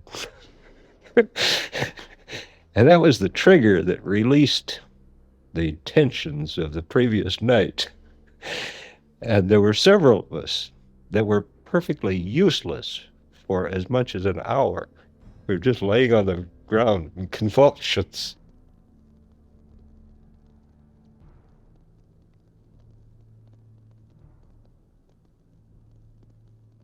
Out of the 21,000 Japanese troops present on Iwo Jima at the onset of the attack, a mere 200 were captured alive.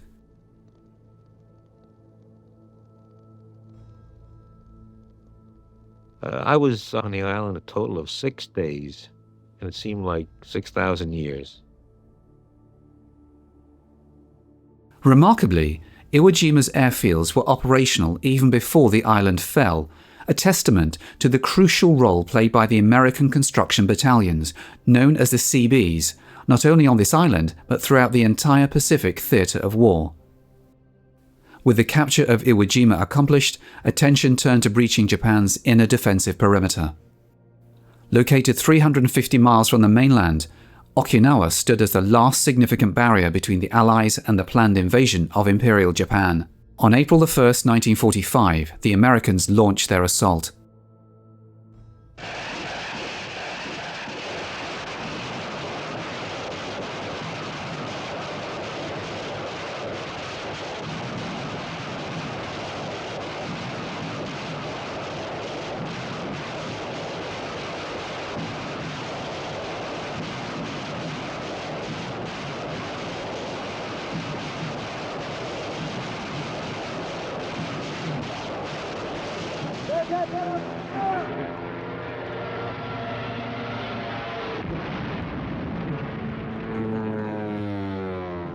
In defense of Okinawa, Japan's young suicide pilots, the kamikaze, fiercely engaged the Allied forces. Many of these pilots embarked on their fatal missions using outdated aircraft, some even repurposed trainers.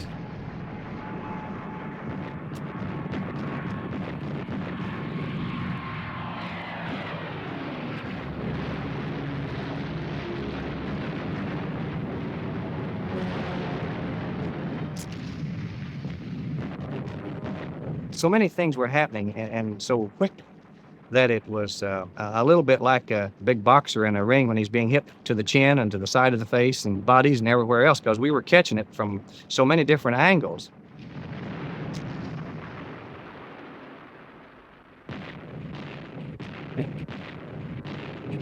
In a regular attack, it's a sporting chance you've got, you know. I mean, with regular bombs and regular bullets, you think you've got a very good chance. But war is not so much of a sport when you're fighting human bombs.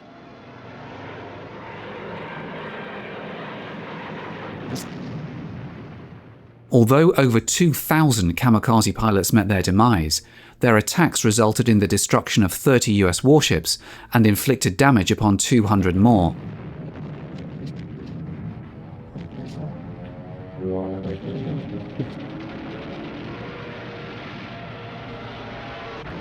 You were praying that you could survive whatever the kind of explosion would come about. Your whole life flashed in front of you very quickly because you didn't know whether it'd be seconds or minutes until your life would be snuffed out. American casualties were so severe that at one point it seemed the invasion of Okinawa might be stopped in its tracks. The gunners can't turn it off. Once they gear themselves up to fight man against man bomb, you know, even though the plane is down, why, it's hard for the gunner to stop.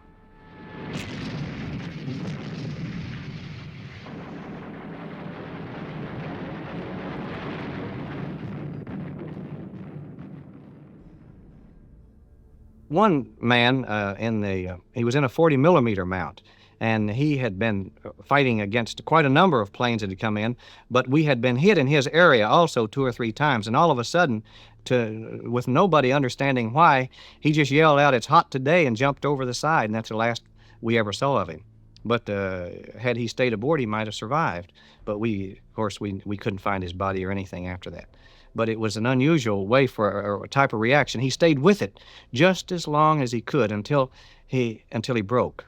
And then that was the end of his fighting. But every man, I believe, has a breaking point. And the kamikaze is, I would estimate, is probably tests that breaking point more than any other form of combat.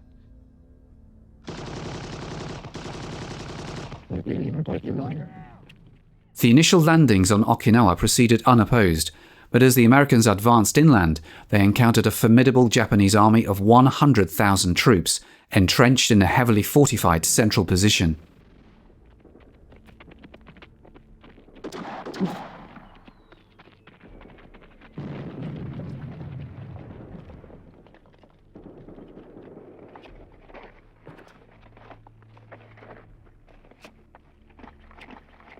The steep hills and narrow ravines of Okinawa formed a natural citadel for the Japanese defenders.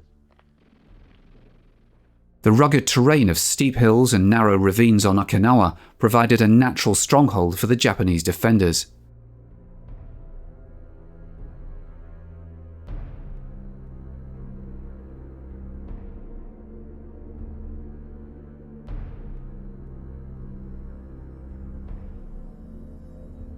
However, as Japan itself neared surrender, not every Japanese soldier remained committed to fighting until the bitter end. Meanwhile, the civilians of Okinawa endured devastating losses, with 24,000 killed and many thousands more injured. Once they found out that we weren't going to do the things that they had always heard, well, they could understand, hey, this is just another human being, and possibly they felt the same as we did, that we weren't there because we wanted to be there. It was we were told that this is what we had to do. For many Americans, concluding their monumental campaign across the Pacific, it became evident that the perceived faceless fanatics willing to sacrifice themselves for their emperor were, in fact, fellow human beings. They showed kindness to their own people too, which we didn't really think, that we thought, well, one was just, life was cheap to them, but that's not true. They were, showed a lot of kindness to their own wounded, and would tote them on their back, and 2 or 3 would carry them, although they were weak themselves, so they were people just like us.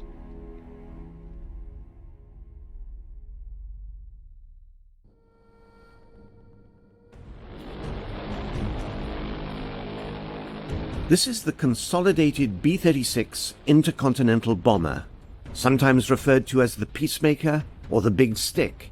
It was the largest conventional warplane ever built. It had tremendous range and a great payload. With its 6 piston engines turning, and later 4 more jets burning, the B-36 for many years projected America's military might.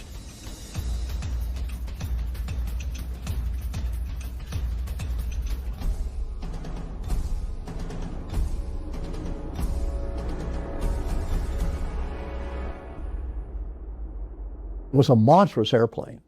It had 6 engines, and they were pusher props. Now later on they hung jet pods on the ends of the wing, but the early models were all piston engines, pushers. It was a huge airplane, and it was designed then to carry atomic weapons. But by the mid-50s, its sheer size, cruciform shape, and middling performance worked against it in a world of pure jets. However, in its heyday, the 36 was the very pinnacle of successful giantism. Rather surprising given that a decade and a half earlier, the United States had all but abandoned the idea of operating massive aircraft known as XBLRs, or the Experimental Bomber Long Range. The first attempt, the XBLR-1, resulted in the Boeing XB-15. This was an ambitious and useful experiment that demonstrated the importance of 4-engined bombers. The XB-15 carried a crew of 10. However, its 150-foot wingspan proved too large for practical use.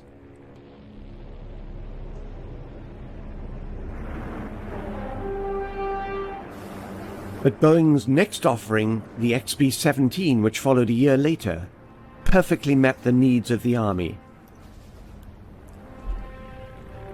Despite the Army Air Force's decision not to proceed with the XB-15, the political mood in 1938 was undergoing a sea change. With the acquisition of total power by the Nazi Party, American military planners had to contemplate a scenario of German domination of Europe, including Britain. In America in 1938, the question being secretly asked was what if Britain did fall? Perhaps the only way of striking back at the Axis powers in Europe was with the once dismissed experimental bomber Long Range.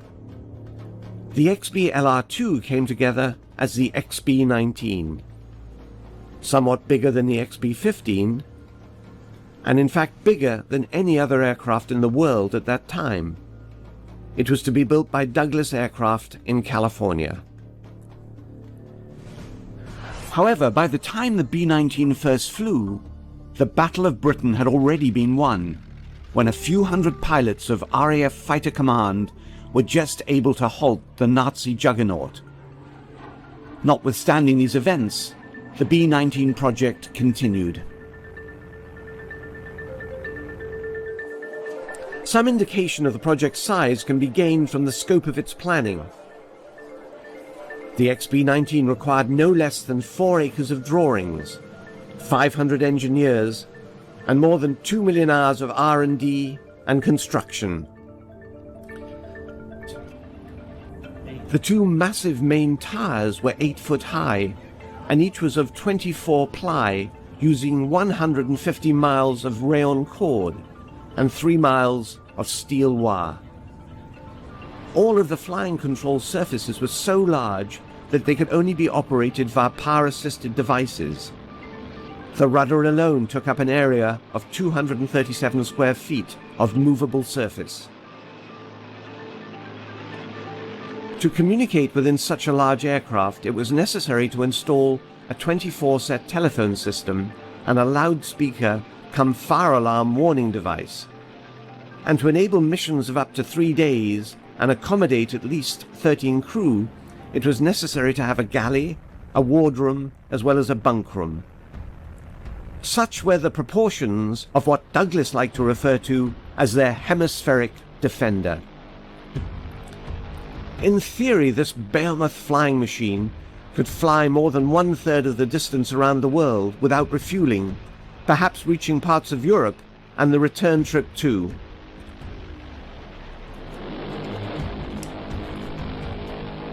On June 27, 1941, the B-19 made its first flight from Douglas Aircraft in Santa Monica to March Air Force Base.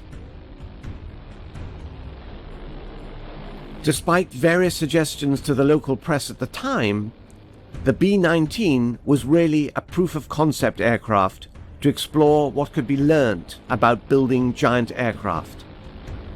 The B-19 also presented the same problems and lengthy delays as Boeing had endured with its 4-year development of the B-15.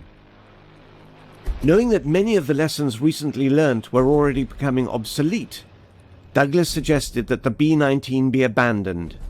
However, the Army remained firm that the XBLR-2 would be delivered.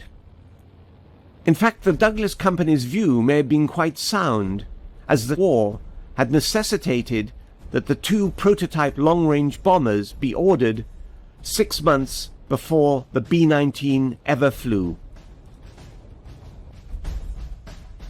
The Northrop B-35 and its competitor, the enormous Consolidated B-36, would use whatever data could be migrated from Douglas. In fact, the B-35's design was a totally different concept, relying upon advanced flying wing aerodynamics to gain maximum range, an idea that was far ahead of its time. Nevertheless, it was the Consolidated XB-36 which the Air Force adopted. It was a symbol of pure 1940s giantism, and likely would have benefited from some of the ideas incorporated in the B-19. However, it was a virtual flying gas tank, carrying with it all the fuel it needed for a there-and-back European mission. The Second World War had come and gone before Consolidated's giant reached production, and as Britain did not fall to Germany, the 36's absence had no impact on the conflict, although its presence became critical in the Cold War that followed. It was during this potentially cataclysmic test that America's peacemaker really came of age.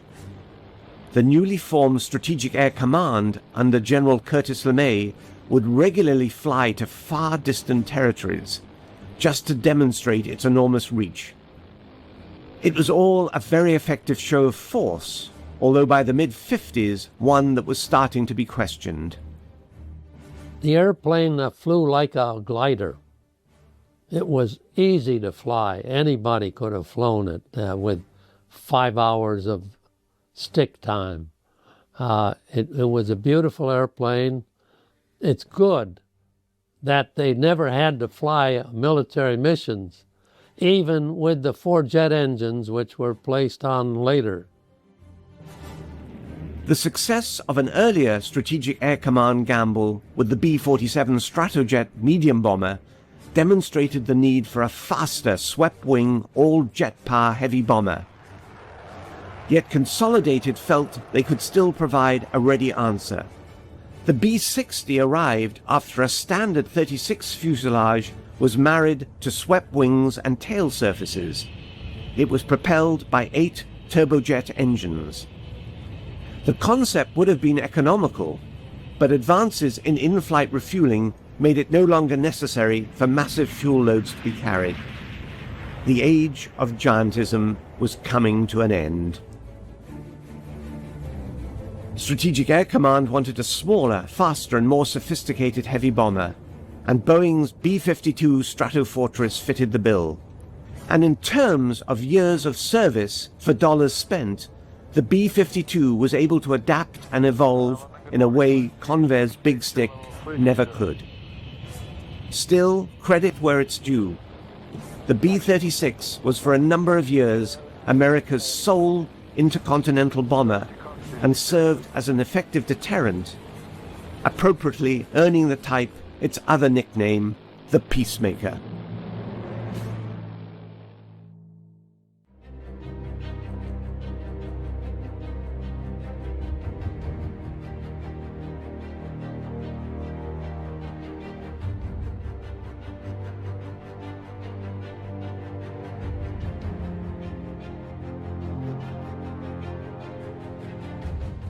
It was during the early 1900s, when America was starting to emerge as a world power, that the first Roosevelt made his prophetic statement on international diplomacy. He advised to talk softly, but carry a big stick. Half a century later, when the United States stood as the world's champion against communism, its big stick was undoubtedly the Convair B-36 long-range bomber. Although this mammoth aircraft was to serve throughout the 1950s, it could actually trace its origin back even before America entered the Second World War. 36 was to earn its apt, if unofficial, title of Peacemaker. By 1941, the United States Army Air Force had two effective heavy bombers at its disposal. They were the legendary B-17, designed by the Boeing Company. This superb four-engined aircraft was to serve throughout the war, and the heavily armed later versions were understandably known as the Flying Fortresses.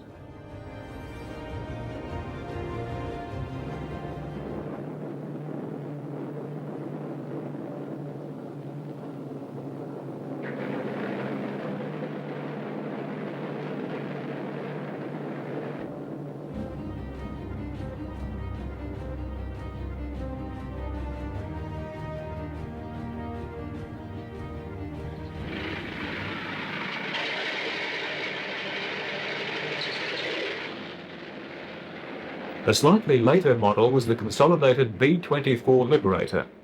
The Liberator featured an advanced tricycle undercarriage which permitted higher speed landings, and the design saw service in all theatres of the war. However, the larger, bulkier fuselage enabled some models to be converted into transports, making the B-24 one of the most versatile aircraft in the American inventory. The Liberator, like the 17, was also heavily defended, and it was also able to fly slightly higher than the Fortress.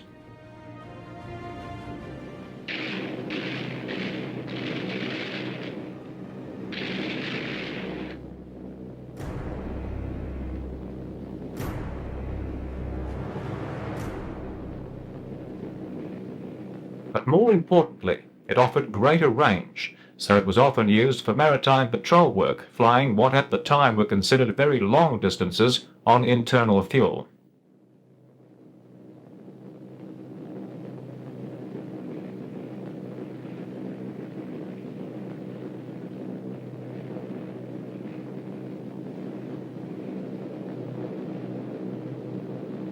However, the B-17 and the B-24 were only able to make the trip from America to Europe one way. In 1941, the Army Air Force also had on order another bomber, ultimately able to fly still higher and further than those preceding it. Another Boeing design, the B-29 Superfortress, was undoubtedly the most powerful bomber to see service throughout the entire conflict. But even though several hundred were on order, there was not even a single prototype in the air. A second backup concept should the B-29 fail in any way was the Consolidated B-32 Dominator. This aircraft was not produced in any great numbers, but it did provide a reassuring alternative to the Superfortress's phenomenal capability. However, in 1941, it too could only be seen on the blueprint. By the middle of that year, continental Europe was in Nazi hands as the German juggernaut enjoyed success after success.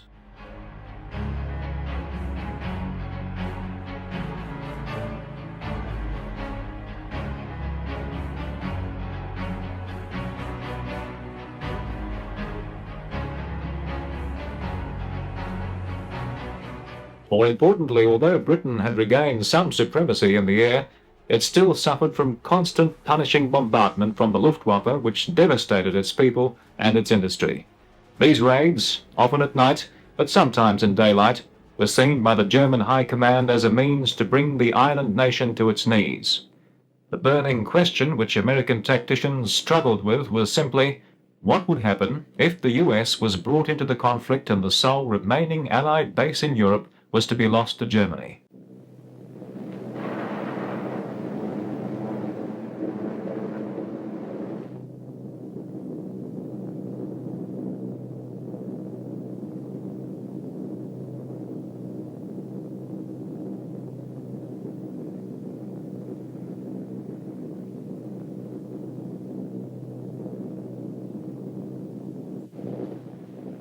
One possibility American strategists considered was the development of an aircraft with such phenomenal range that it would actually be able to start from bases on the American East Coast, fly the entire span of the Atlantic to deliver its payload, and then return to continental America without any form of refueling or fighter protection.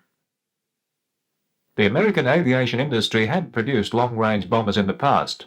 The first of these was an early Boeing project, the XB-15. This aircraft was to have a wingspan of almost 150 feet, but needed all of the power of its four 1,000 horsepower engines to lift its 35 tons of bulk into the air. The second experimental long-range bomber was developed by the Douglas Company.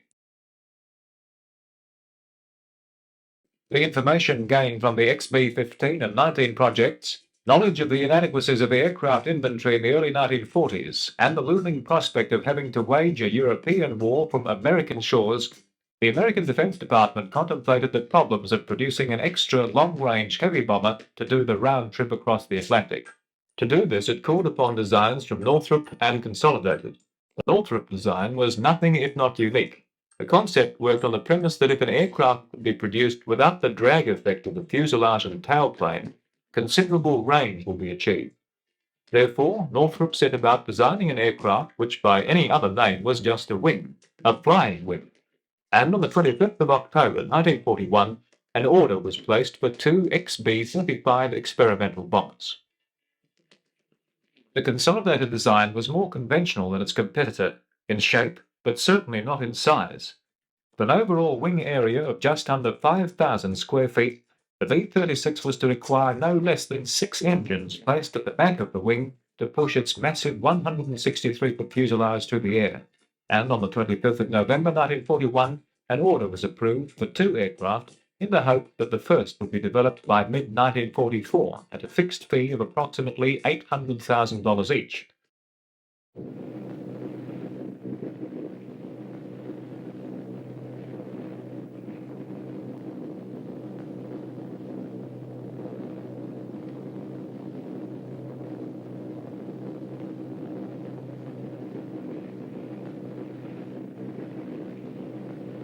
As it happened, the much-needed bomber bases in Britain were never denied to the Army Air Force, and as a result, the standard B-17 and B-24 heavy bombers were able to attack Axis targets from 1942 onwards.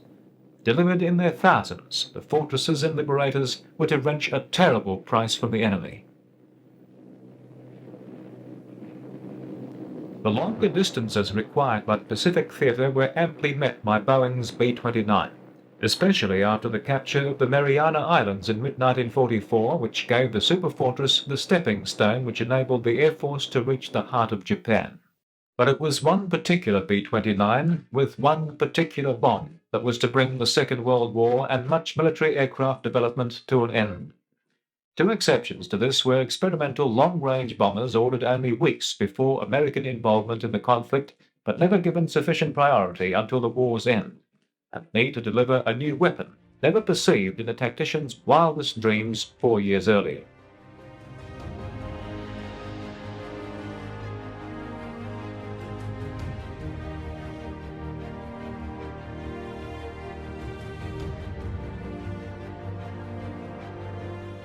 The first Northrop B-35 was actually constructed in the open and completed in June 1946. This clever design, which was the source of controversy for many years, was powered by 4 pusher engines and was intended to carry a crew of 9 in the pressurized center section, for its shape barely allowed the word fuselage to be applied.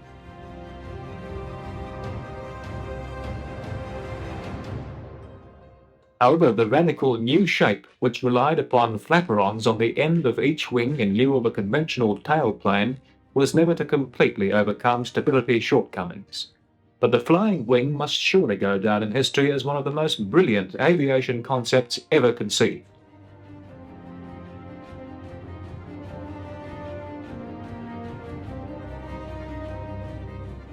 The first XB-36 was wheeled out of the experimental hangar just 6 days after Japan surrendered, but it was to be August 1946, nearly 5 years after it was ordered, before the Peacemaker was to be ready to fly.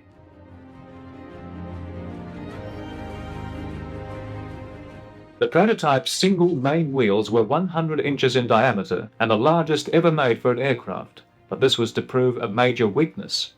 The 6 pusher-type engines were to have their air intakes on the forward section of the wings. However, this advanced concept for the time was also to provide initial difficulties in cooling the engines and would require later modification. On August the 8th, 1946, the first XB-36 under the command of Captain Beryl A. Erickson rolled down the Fort Worth runway with a total crew of 9 and 8,000 gallons of fuel. At exactly 10 minutes past 1 in the morning, he lifted Convair's giant aerial masterpiece into the air for the first time. It was the biggest plane ever to fly, even in Texas.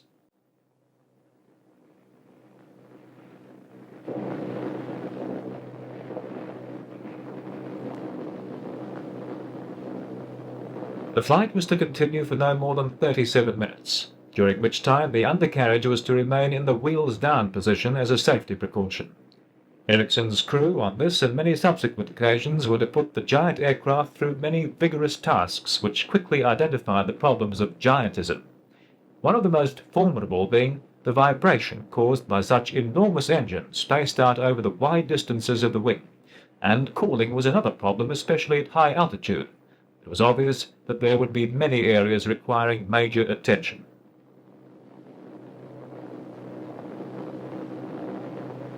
But perhaps the most fundamental was the simple concept of the massive wheel arrangement which limited Convair's bomber to runways at least 22 inches thick, and as there were only 3 of these available anywhere in America, clearly an answer needed to be found, and found quickly.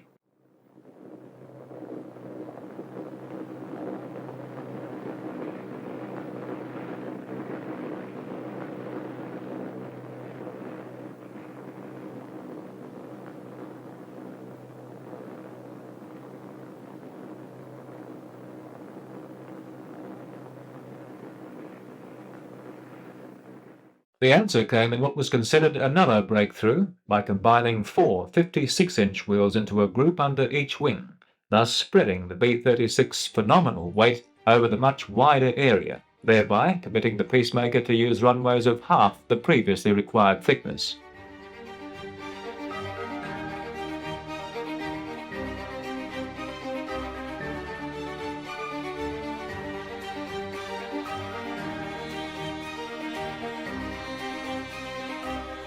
Very early in the B-36 concept, Convair could see the potential of utilizing its enormous wings and tailplane for the transport version of the Peacemaker's commercial cousin, the XC-99, which was ready for its maiden flight in November 1947.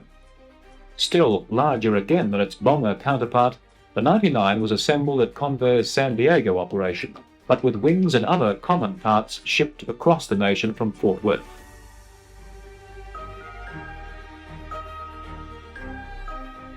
Here at Lindenberg Field, what had now become the world's largest plane was to demonstrate the potential that would lead to the mammoth transport and airline concepts that followed decades later.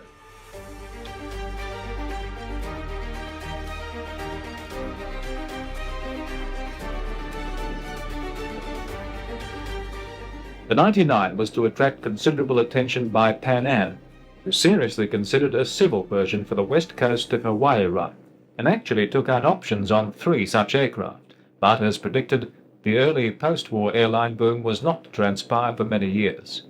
The XC-99 was never to see civil service, and the sole example produced remained in active service with the Air Force until 1957, and became particularly invaluable during the Korean War, when it was used to rush essential payloads from one side of the nation to the other. This aircraft too had to be modified with a new undercarriage system, but when it was, it proved extremely versatile and had, if required, the potential to lift 400 fully equipped troops. Yet, practically, it was just too soon for its time.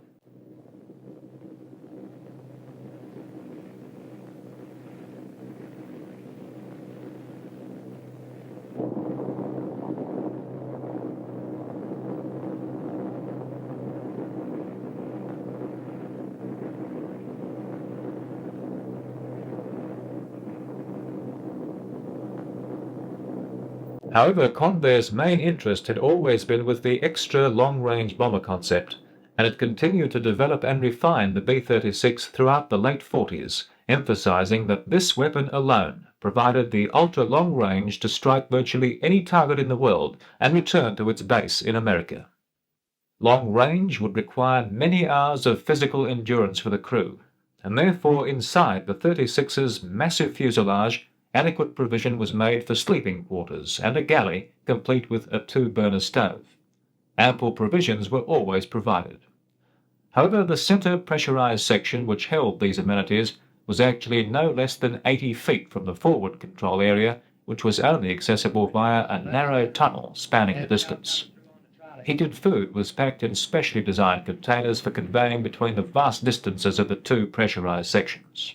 The tunnel also served as the only means to convey personnel from one crew section to another, and because of the distances involved, a small trolley was provided to enable each member to propel himself more effectively.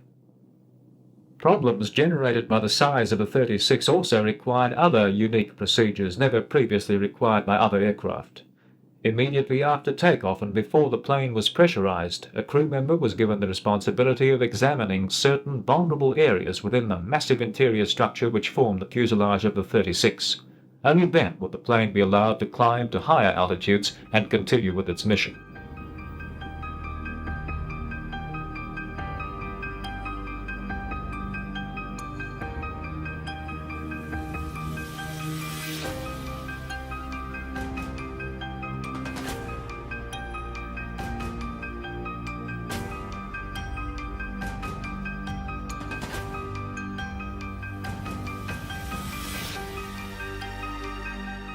Other problems in dealing with the size of a 36 came to light.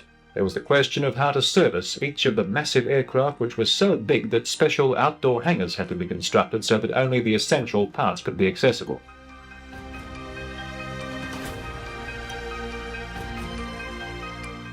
And although the problems of engine vibration and cooling had been successfully resolved, there is no doubt that there were grave concerns with the viability of the B-36 in competition with other alternatives.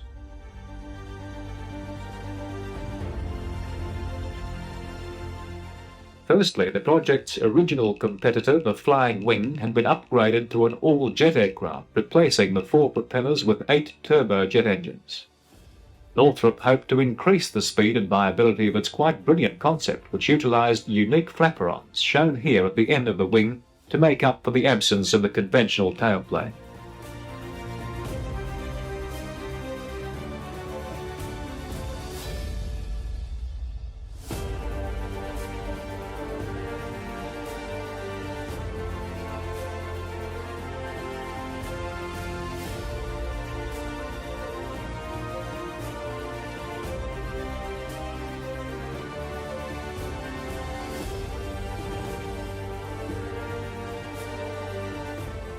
Another and more conventional competitor of the 36 also came from the past. This was the Boeing B-50. The aircraft was really just a standard Superfortress of Second World War vintage, but with more powerful engines and extended range from the underwing mounted fuel tanks. This range was enhanced yet again by Boeing's successful development of aerial in-flight refueling. Thus the Air Force had available to it a proven airplane combination which could fly the same range as the 36, but without having to address the problems of giantism. By the late 40s, due to these innovations, the future of the B-36 looked very bleak indeed. Its salvation came from two major developments. The first one, poetically enough, was also provided by Consolidated's long-term competitor Boeing. For Boeing developed the successful medium-range bomber entirely powered by jets, but utilizing captured German technology which showed the benefits of a swept-back wing. Boeing's B-47 was to have the wing that was not only swept, but was so flexible that it could move within an arc of 17 feet. However, so that the wing could remain thin, the 6 engines had to be mounted in pods suspended from below. The outer pods contained 1 engine apiece, but the inboard pods contained 2 engines which were suspended several feet below the wing surface, and it was with this equipment that the engineers from both companies worked together to attach to the far outside wing of Boeing's Giant.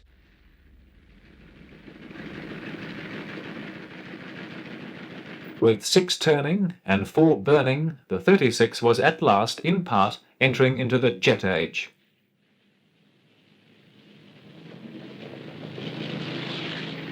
The other event which was to secure the future of the 36 took place on June the 24th, 1948, when the Soviets closed the gate on Berlin, signalling in one step the beginning of the Cold War. Now, the growing concerns of communism polarized into an action which shocked the West out of its post-war complacency. As NATO forces now found they were confronted with a potent adversary, in a matter of days the need for an intercontinental bomber had gone from hypothetical to the very real. At this stage, there was no one plane in the world able to fulfill the long-range potential of the Convair Giant, and rather than cancellation, orders for the Peacemaker were actually increased. As concern continued, the importance of America's Strategic Air Command, which was responsible for long-range bombing, increased considerably, and it was ultimately placed under the direct command of General Curtis LeMay. LeMay had an impeccable Second World War record. It started with his early involvement in the European bombardment with the Army Air Force, continued to when he took command of the Pacific operations and the B-29 bombardment of Japan. Considered one of the great strategists in American wartime experience, he also supervised the Berlin airlift and was now seen as the most qualified person to bring the Strategic Air Command, including its fast-growing fleet of 36s, to the highest possible state of readiness. Under LeMay's iron leadership of SAC, the American public took comfort in the fact that, although they now no longer had a monopoly on atomic weaponry, that at least they had what was probably the best platform for delivery, the B-36. So concerned was the military about protecting its intercontinental bomber that security was stepped up to effectively a wartime footing, and personnel in SAC control rooms were required to carry firearms, even though they were in fact hundreds of miles inside American borders. The concern to protect America's big stick even required mechanics servicing the engines to carry firearms whilst they worked.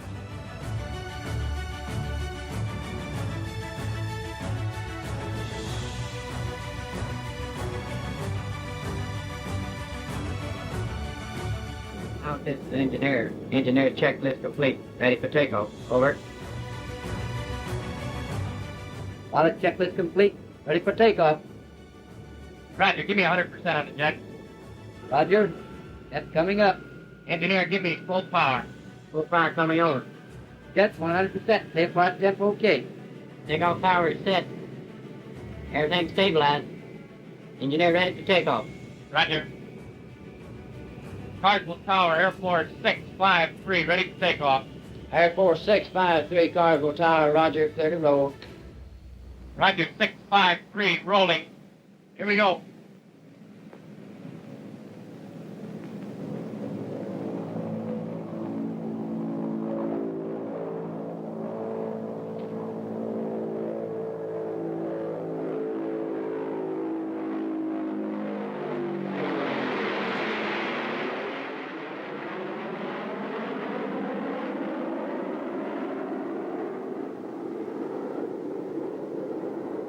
Engineer, give me climb power. Roger. Climb power coming on. Give me 96% on the jets. Roger, 96% on the jets. Usually flying as single aircraft rather than in formation, SAC's peacemakers would practice bombing raids over vast distances and at next to no notice. The 36s utilized a K-1 bombing navigation system for precision accuracy.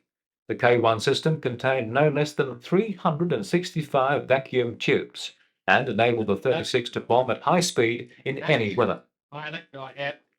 Pilot will be over the 5 point and 20 minutes. The target was usually a radio signal from special trucks built to gauge the accuracy of SAC's aircraft. Although the fact that B-36s were to cost over $5 million apiece, they, together with the K-1 system and LeMay's insistence upon constant training, provided a combination which was anything if not accurate. Pilot, this is radar. We're over the IP. Pick up a heading of 197. Rock 1 Airport 653. Over the IP. Up to 35,000. On an inbound heading of 197 degrees.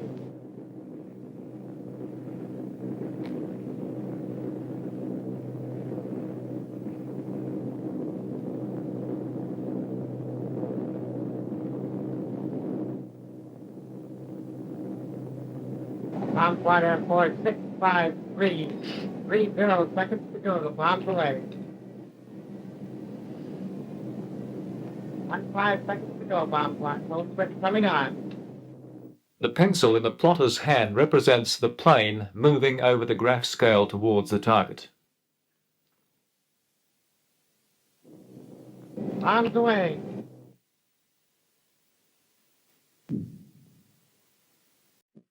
However, despite the enormous potential of the conveyor giant, detractors often considered its large size to make it a prime target for enemy fighters, and even before the first 36 even flew, the Air Force ordered a unique auxiliary, the McDonnell Goblin, as a Parasite fighter to be actually carried within the B-36.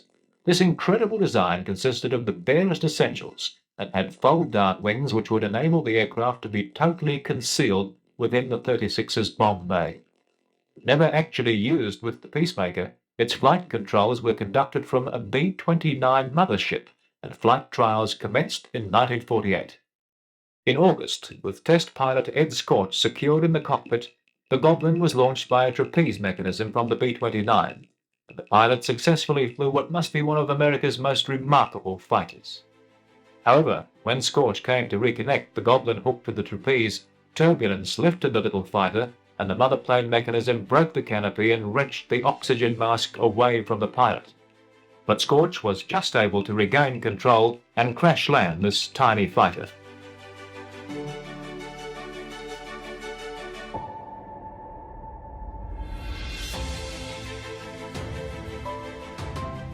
This setback did not stop development. Second and only other Goblin produced continued its task. Eventually, on October the 14th, 1948, a successful hookup was effected, and the Goblin pulled into the 29's belly. But this bomber-parasite fighter combination, although bold in concept, was never to be adopted because it seemed to present as many problems as it tried to solve.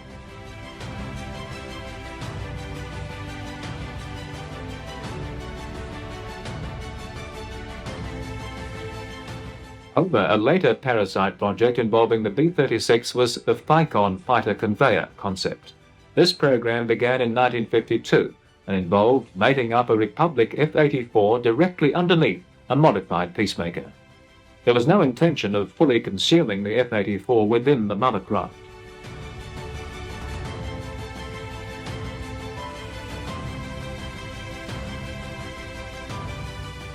Not until after the aircraft and its Parasite were in the air would the fighter pilot enter into its cockpit, and he, working as a team with the highly trained boom operator, who was positioned in the mother plane, would attempt the delicate and skillful task of lowering the fighter via a large hydraulic-operated boom to a point below the bomber where the fighter could be successfully released.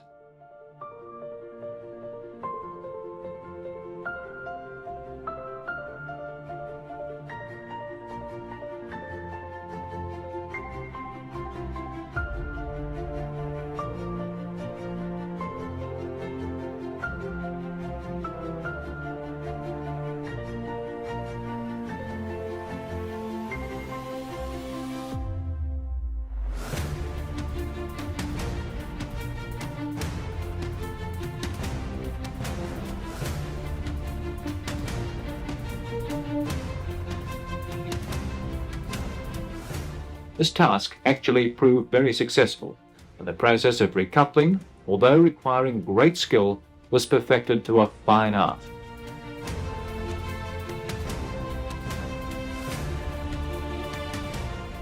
The combination of these aircraft provided many potentials, especially as the pilot was able to come and go from the fighter when it was in the docked position.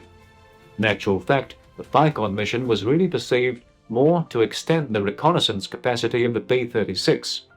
The F-84, either in its straight or swept wing form, was an extremely versatile aircraft. And although SAC employed it as its own fighter aircraft, there is no doubt that it could perform the role of an effective fighter bomber, as it demonstrated so capably over Korea.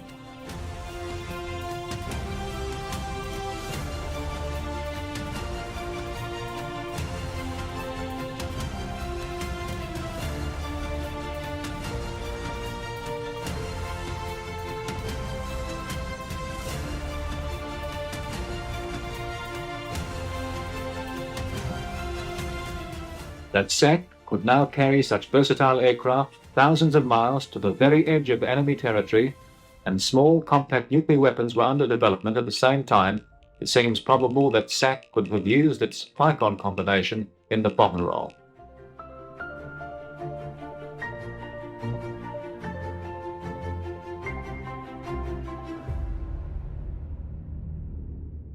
By the middle 50s, the B-36 was fully developed and deployed at various SAC bases around the nation. By the early 50s, SAC's peacemakers were at the peak of their development, with the early engine and vibration problems resolved. With the support of jet power and modifications such as a new quick-action bomb bay door, the B-36 personified the ultimate intercontinental atomic bomber of the era.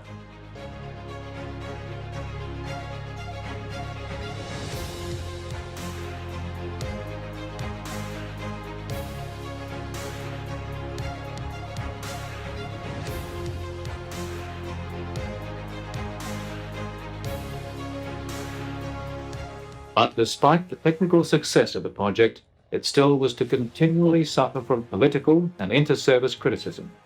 And even as early as 1949, there had been an investigation into the political influences relating to the 36, all of which came to nothing. But the Navy's resentment of the Peacemaker was stronger and probably more founded.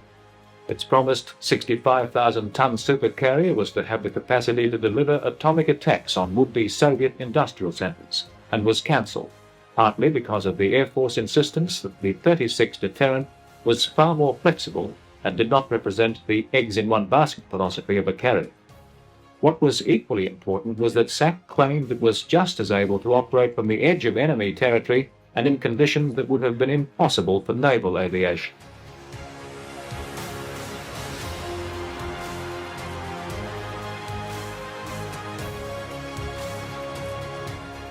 To demonstrate their point, B-36s were to regularly fly from their home bases in central USA to the very edge of Soviet territory. Highly trained crews of pilots, navigators, radio operators, engineers and gunners would prepare for long hours of flight, often at very high altitudes, over thousands of miles to the frozen wastelands of Alaska.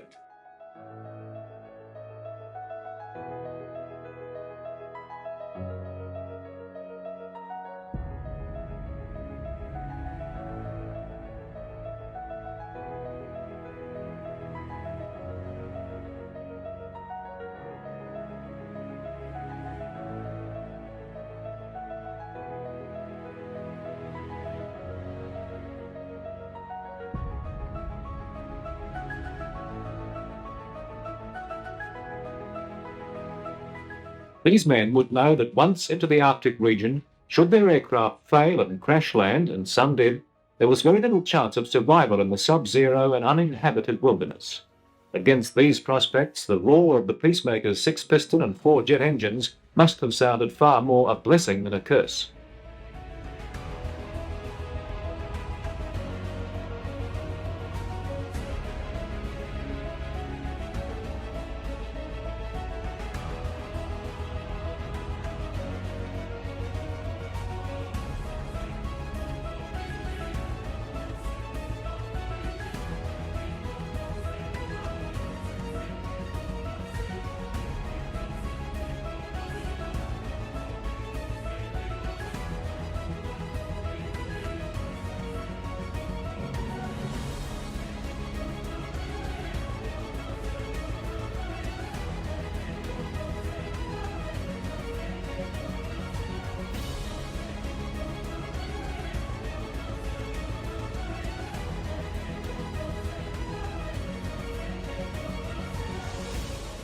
The Navy's criticism of the Peacemaker still continued. One time they actually made a formal request to the Air Force for the use of a 36 to test its defensive capability against Navy fighters. Outwardly it displayed very little defensive armament, but covered under sliding panels, the Peacemaker concealed 6 remotely controlled turrets, each with 2 20mm cannons. These turrets could be hydraulically raised as required, and when used in conjunction with the forward nose turret and radar-controlled rear turret, combined to offer no less than 16 cannons, covering every approach for a range of over half a mile, making the Peacemaker the most heavily defended aircraft in aviation history.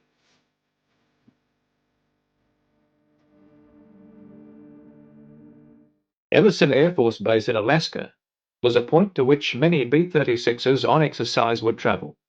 Here, Peacemaker's captains would land their massive aircraft, never knowing beforehand just what weather conditions would prevail as they made their approach.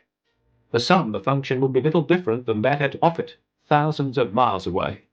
But with the weather constantly changing, for others following close behind, visibility would be close to zero, testing the pilot's skill and resolve to the limit.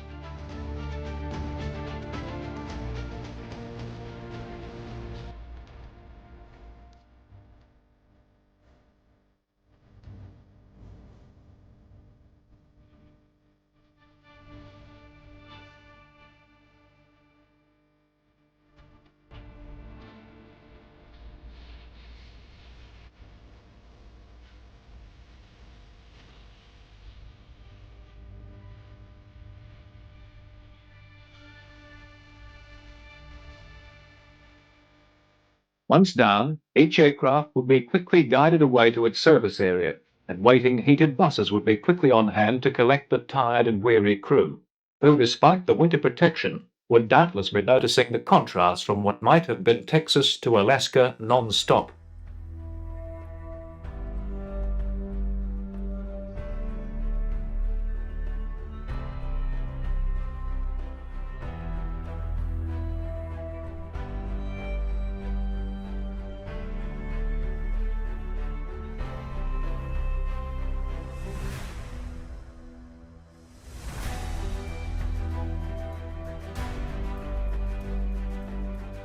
So cold was the region that if aircraft had been standing for anything more than a short time, the engine would require supplementary heating, mainly through the giant air intakes, to ensure the equipment was not frozen solid.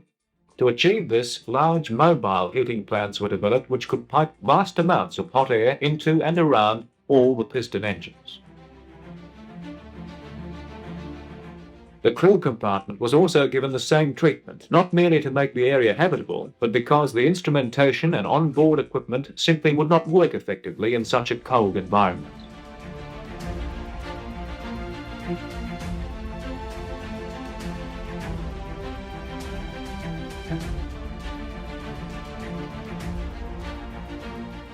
Refueled and ready to go, 36s would again brave the cold Arctic sky on the way back south, leaving the area to its natural inhabitants. But the real purpose of these exercises was to demonstrate that from Alaskan bases it would be just as easy to turn northwest to Soviet territory and deliver the devastating cargo around which the 36 was developed.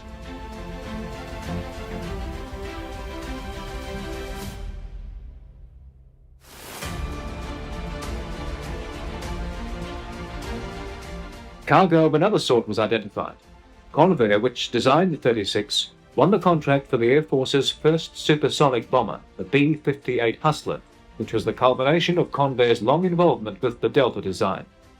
It was found that moving from base to base, an as yet unflown bomber, was not an easy task, until it was temporarily mounted under a standard 36 with its 2 inboard props removed to protect the Hustler wingtips.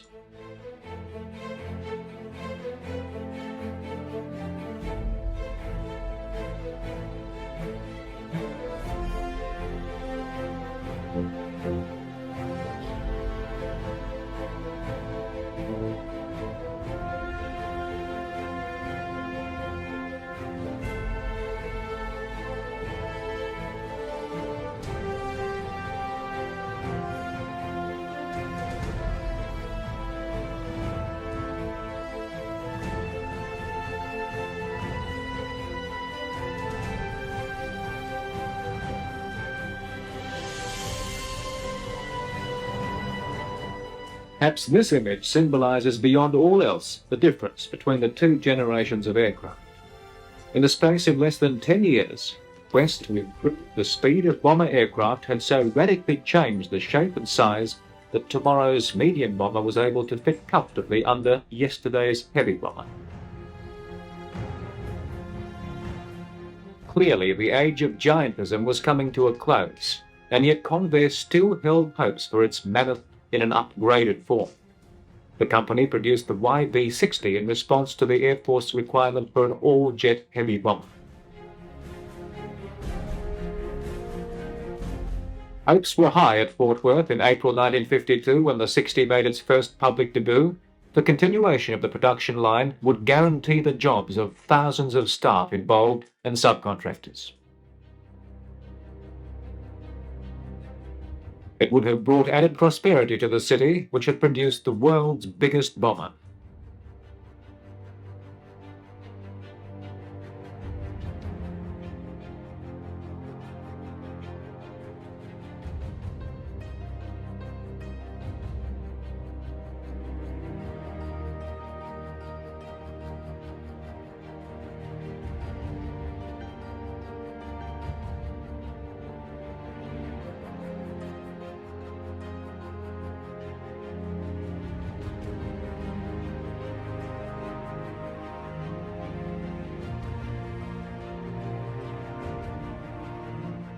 The YB-60 was virtually a B-36 with new, fully swept wings and tailplane. Having no defensive armament other than the rear turret, the entire rear crew and quarters were omitted. Added power and less weight brought the YB-60 to a top speed of just over 500 miles per hour, and its production was achieved in rapid time, as 70% of its components were standard to the 36. Two such examples were ordered by the Air Force to test the concept, but only one was to actually fly.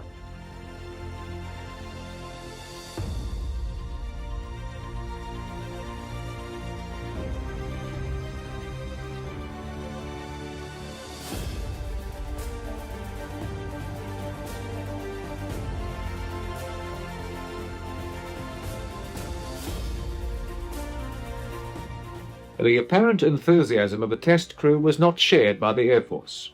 They preferred Boeing's all-new design B-52, the Stratofortress, which, although more expensive, offered better performance in range and speed, shown here next to the original Boeing heavy bomber.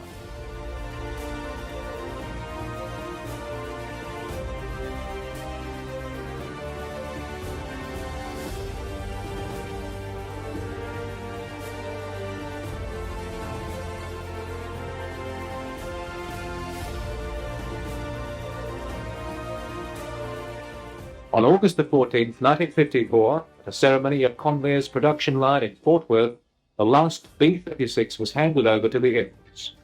Final delivery from the Peacemaker plant must have been a bittersweet affair for the Fort Worth people, because although Convair was to continue to use the plant for many successful projects, it was from this base that they had produced what was for many years the biggest plane ever to fly, and a plane that many would say, because of its sheer size, won a war without having to fight.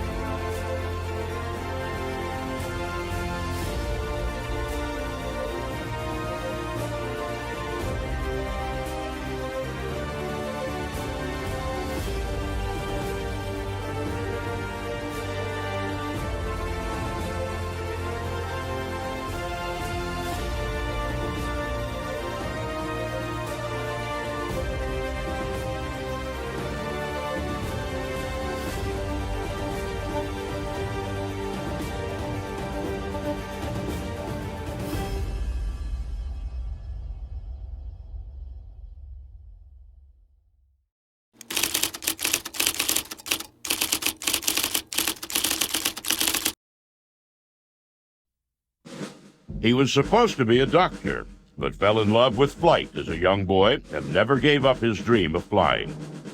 He proved himself in the war over Europe and demonstrated in a series of bold missions that he could not only fly, but lead. He played an instrumental role in the development and deployment of the B-29 Flying Fortress, and every pilot who flew that plane flew it the way he taught them. And when the Manhattan Project bore its terrible fruit, the job of ending World War II fell to him.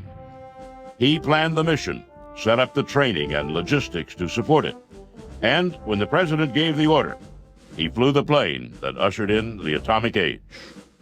To think of Paul Tibbets as just the commander of the aircraft that dropped the first atomic weapon is to do the man a little bit of a disservice. It was truly a defining moment in the world history. But Tibbets himself had been an outstanding pilot. He is General Paul Tibbets. Paul Tibbets was born in Quincy, Illinois on February 23, 1915. His father, a strict disciplinarian, served in World War I and never recovered from the death and destruction he witnessed there. After the war, he moved his family to Florida and got a job as far away from the military as he could, selling candy for the Curtis Candy Company. When we got old enough to know what I was talking about, why, my father told me I was going to become a doctor. Having learned earlier not to disagree with him as openly, I believed him.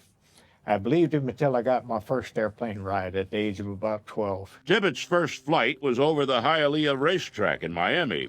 He flew in a biplane and helped the pilot throw candy bars down on the crowd as promotion. His father, down on the ground, disapproved of his son's obvious love of flight. I knew that I was going to have to be a pilot. I didn't tell my dad, because didn't have nerve enough at age 12 to say anything. Tibbets' family sent him to Western Military Academy in Alton, Illinois, where he played football with future fighter ace Butch O'Hare. Tibbets went on to the University of Florida. Florida lacked a medical school at the time, so Tibbets transferred to the University of Cincinnati. During the summers back in Florida, he snuck off to sunny South Airfield for flying lessons. Without telling his parents, he enlisted in the Army and drove from Cincinnati to Wright Field in Dayton for a flight physical. A few weeks later, he was sworn in as a flight cadet and ordered to San Antonio for training. He took a train to Florida, dreading the conversation with his father. Finally, I got my nerve right up to peak, and I looked at him and I said, I want to tell you, I'm leaving college. I'm going to go down to flying school at San Antonio, Texas, learn to be a pilot in the Army Air Corps. He looked at me, he said, you know, I've been supporting you ever since you've been little, and I've been sending you through school. But since you're leaving school, you're on your own from here on. And go kill yourself. I don't give a damn. Tibbets' mother was more understanding and encouraged him to follow his dream. But Tibbets' relationship with his father was changed forever. And as he reported to San Antonio, he felt as if one life had ended and a new life was beginning. Tibbets earned his wings in 1938. Clearly the outstanding pilot in his class, he surprised everyone by choosing multi-engine aircraft instead of fighters. He believed he would have more independence flying reconnaissance and spent the next 2 years logging hundreds of hours in ungainly observation craft. In 1941, he became Group Engineering Officer of the 3rd Attack Group. He trained in the A-20, the Army Air Force's new low-level attack bomber. Reassigned in early December to fly B-18s on anti-submarine patrol, Tibbets was on his way to his new base when he heard of the attack on Pearl Harbor. The entry of the United States into the war, of course, changed everything. The Army Air Force changed Tibbets' assignment to B-17s. The training pace was frantic as Tibbets and the other flyers struggled to learn the almost entirely new art of strategic bombing. For 6 months, they flew hour after hour to targets hundreds of miles away, practicing for the battles to come. After 6 months of dry runs and pretend bombing, with the United States newly at war and completely unprepared for what would follow, Tibbets and the 97th Bomb Group got their overseas orders. In the summer of '42, Tibbets took off from Bangor, Maine, to fly the Great Circle route to England. There he knew the war awaited him. When Captain Paul Tibbets arrived in Europe, England seethed with war. The Battle of Britain had been fought and won.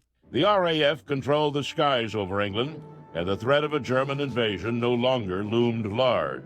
Still, the survival of Great Britain remained in enough doubt that the English exported most of their scientific research to the safer shores of North America. Among those who left were scientists working on advanced radar, and a small group of German expatriates who were gradually unraveling the secrets of the atom. Thousands of Americans flooded the countryside, taking up residence in hastily constructed air bases at the ends of mud roads. The skies were filled with bombers and fighters, an air force unlike any ever assembled, with a single mission: hit Germany, and hit it hard. Though just one of hundreds of young captains, Tibbets stood out.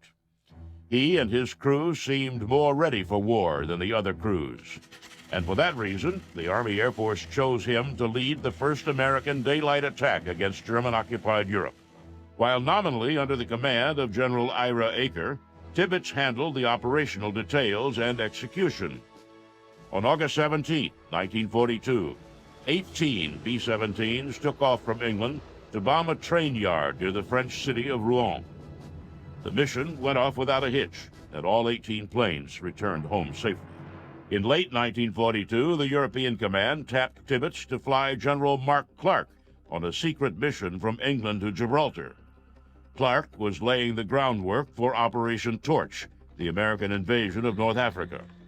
Clark's mission was to meet with Admiral Darlan, the commander of the French colony of Algeria, to find out if the French Navy in Algiers would resist the American invasion. Tibbets flew Clark around occupied Europe, staying low over the Atlantic Ocean the whole time. Clark's negotiations with Darlan went well, and the French admiral agreed not to resist the American invasion. Clark returned, and with a glowing report, not only about Darlan, but also about the young pilot who had executed the dangerous flight with so little apparent trouble. So it was no surprise when a few weeks later, Tibbets got the job of flying Supreme Commander Dwight Eisenhower and his entourage to Gibraltar to observe the actual invasion. We're standing there waiting, and it's almost midnight at night because the weatherman from the base had come in. Each time weather was still, marginal for takeoff even. They just said it was dangerous. Last time, we're standing under the airplane, and he comes up, and he looks at General Eisenhower, and he says, "General, I cannot promise you any better weather than this for the next 4 days." He said, "It's terrible, but that's my forecast. We'll have the same thing for 4 days." And Eisenhower looked at Jimmy Doolittle, and he said, "Jimmy, what should we do?" Doolittle looked right back at him and said, "Don't ask me, General. Paul's flying the airplane. He's the man." And with that, I was looking at General Eisenhower. I said, "General Eisenhower, I realize the importance of you and your staff and the people. But if I'd been here alone, I'd have been gone by this time. I wouldn't have been waiting all this time. I'd been gone." And he said, "Let's go. I got a war waiting on me." Tibbets took off in a pea soup fog. Eisenhower sat on a board propped between seats in the cockpit. Once again, Tibbets flew low to stay out of sight of patrolling German fighters. He covered more than 1,000 miles, only a few feet above the tops of the waves. He got Eisenhower to Gibraltar just as the invasion started, only a few minutes after the first paratroops landed. The ground crew was amazed. Tibbets' plane was encrusted with salt from flying so low over the ocean. Eisenhower told his staff that Captain Tibbets was the best pilot he'd ever flown with. I had stayed pretty close to the Whitecaps in that. I always talked about that. And Eisenhower later complimented me and, so that sort of thing about what a nice ride he had. And I didn't know until just a year ago. Eisenhower held a private pilot's license. He had earned it as a first lieutenant in the Philippines. Doolittle apparently agreed with Eisenhower. After letting the captain fly a few more combat missions over North Africa, the general had him transferred to the 12th Air Force, which was trying to adapt to the B-26 Marauder. The Marauder was a nasty airplane, finicky in flight and difficult to control. Tibbets, however, quickly mastered the plane, and seemed adept at helping those around him master the aircraft as well. Halfway around the world in Wichita, Kansas, Boeing was fighting to tame the Air Corps' newest bomber, the B-29 Superfortress. A huge plane capable of carrying a massive bomb load, the B-29 was a strategic planner's dream that had turned into a pilot's nightmare. Since rolling off the assembly line, the B-29 had killed the only crew that knew how to fly it. The Army Air Force needed a pilot who could come in, get a handle on the plane, and in effect save what was at that time the most expensive weapon system in history. In July 1943, Tibbets reported to Boeing in Wichita. A line of B-29s sat parked on a taxiway. They were huge, technologically advanced, and, without crews to fly them, absolutely useless. Tibbets looked around, shook a few hands, and asked an engineer if he knew how to start the plane's engines. When the engineer said he could, Tibbets grabbed a pilot who was walking by and told him they were going flying. He said, I've never been in one. I don't know how to fly it. I said, don't make a difference. I haven't been in one either, but we're going to fly this airplane. And with that, now, not trying to be funny, but I knew damn well if it flew like an airplane, I could fly it. Tibbets and his stunned co-pilot taxied back and forth on the runway, getting a feel for the plane. Tibbets tested the brakes and the ailerons, stopping now and then to cool the engines, which were designed for the cold temperatures at high altitude. And then, with a small crowd looking on and wondering if he had lost his mind, he took off. Over the next few days, he and his improvised crew logged 10 hours in the unflyable bomber. I did do the Phase 5 flight test for the factory and the government because there was nobody to fly that airplane in thunderstorms and things like that. But they wanted to measure stresses and strains, and I got to like the airplane, and I was really happy with it. After mastering the aircraft and documenting its flight characteristics, Tibbets set up the school that trained every B-29 pilot who fought in the war. It was at that school that Tibbets was first approached about the mission that would etch his name forever in the history books. Walking into the ready room after flying a training mission, a mysterious captain approached him and started asking questions.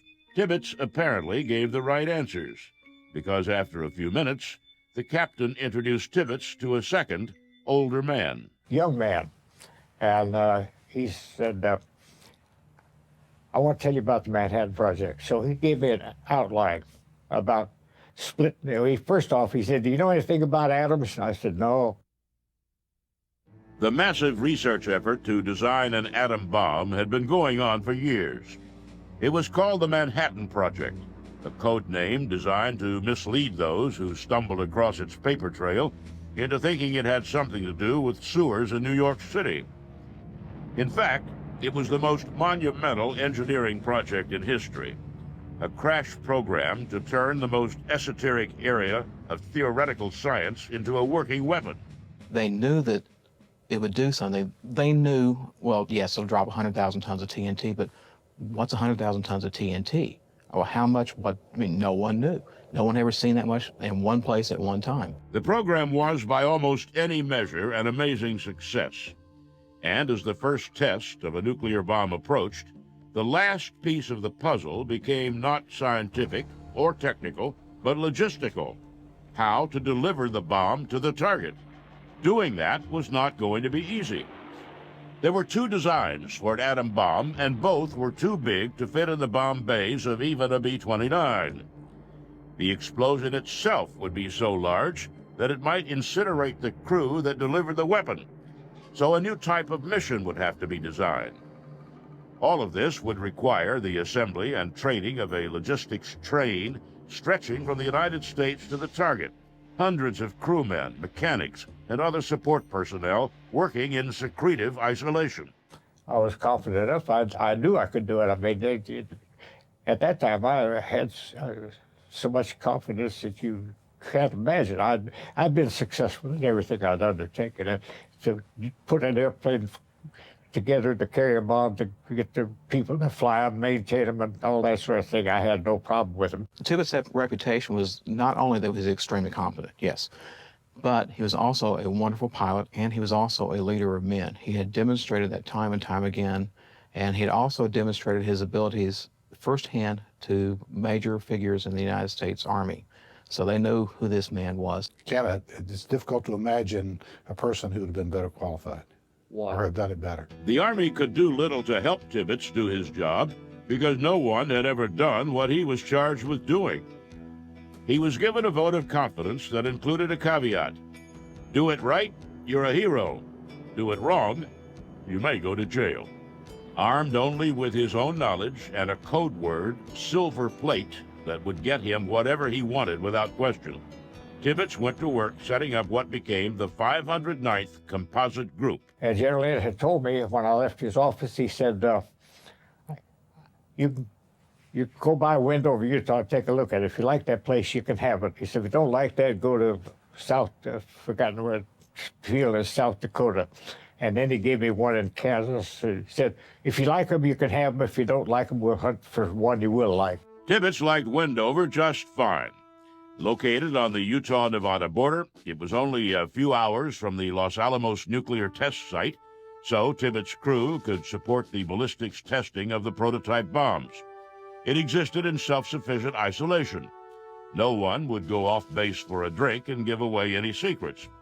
Or so Tibbets thought, until he got word from intelligence agents that a couple of his mechanics had been bragging about their secret mission in Salt Lake City. Tibbets hauled them into his office. You know, you're talking, you're breaking security in wartime. I said, I've got to debate whether I ought to put you in front of a court-martial and have you shot, or whether what I would do. Go back to the barracks and stay there. And you're limited to the barracks and the mess hall. That's the only places you can go. You can't go to the exchange, you can't go anywhere else. Fortunately, information about what exactly Tibbets was doing was so tightly controlled that even the people working for him had no idea what they were working on. You had to have a green airplane, a green pass to get on an airplane. You had to have an orange pass to get into the area of the ordnance people. Just to be in the camp that we had, you had to have a white pass. So everybody had three passes if they were going either to the airplanes or the other to the ordnance section. Well, those were very few and far between, obviously. The 509th formed officially in December 1944 and quickly grew to more than 200 officers and 1,500 men, almost all of them completely mystified about their location, their mission, and the heavy security that surrounded them. Whoever chose Tibbets chose well. Tibbets is a remarkable leader. You discover this instantly if you talk to the people that he led during World War II. He is a remarkable organizer. He is a leader, an organizer, an airman. He has just many personal qualities that I think just kind of stand out. Tibbets asked for and got 15 brand new B-29s, stripped of armament and armor, modified with fast-opening bomb bay doors, equipped to carry a single 10,000-pound bomb. Now, the way I worked it in the States was easy, keeping it flying over the West where there's nothing. But I wanted them to get over water training, and I arranged to get Batista Field in Havana, Cuba, where I could send 3 airplanes at a time down there, let them stay there for a couple of weeks. They flew over water at night, they flew over water in the daytime. They had to use the sun, both all the daylight flights, they had to use the stars on the night flights. And they got very good at what they were doing. The 509th started moving to the Pacific island of Tinian in the spring of 1945. Tinian was the American air base closest to Japan, and the 509th set up its operations separate from everyone else on the island. The special training the crews received, it was primarily to increase accuracy, and then they also had to know that they could not use the normal technique for bombing.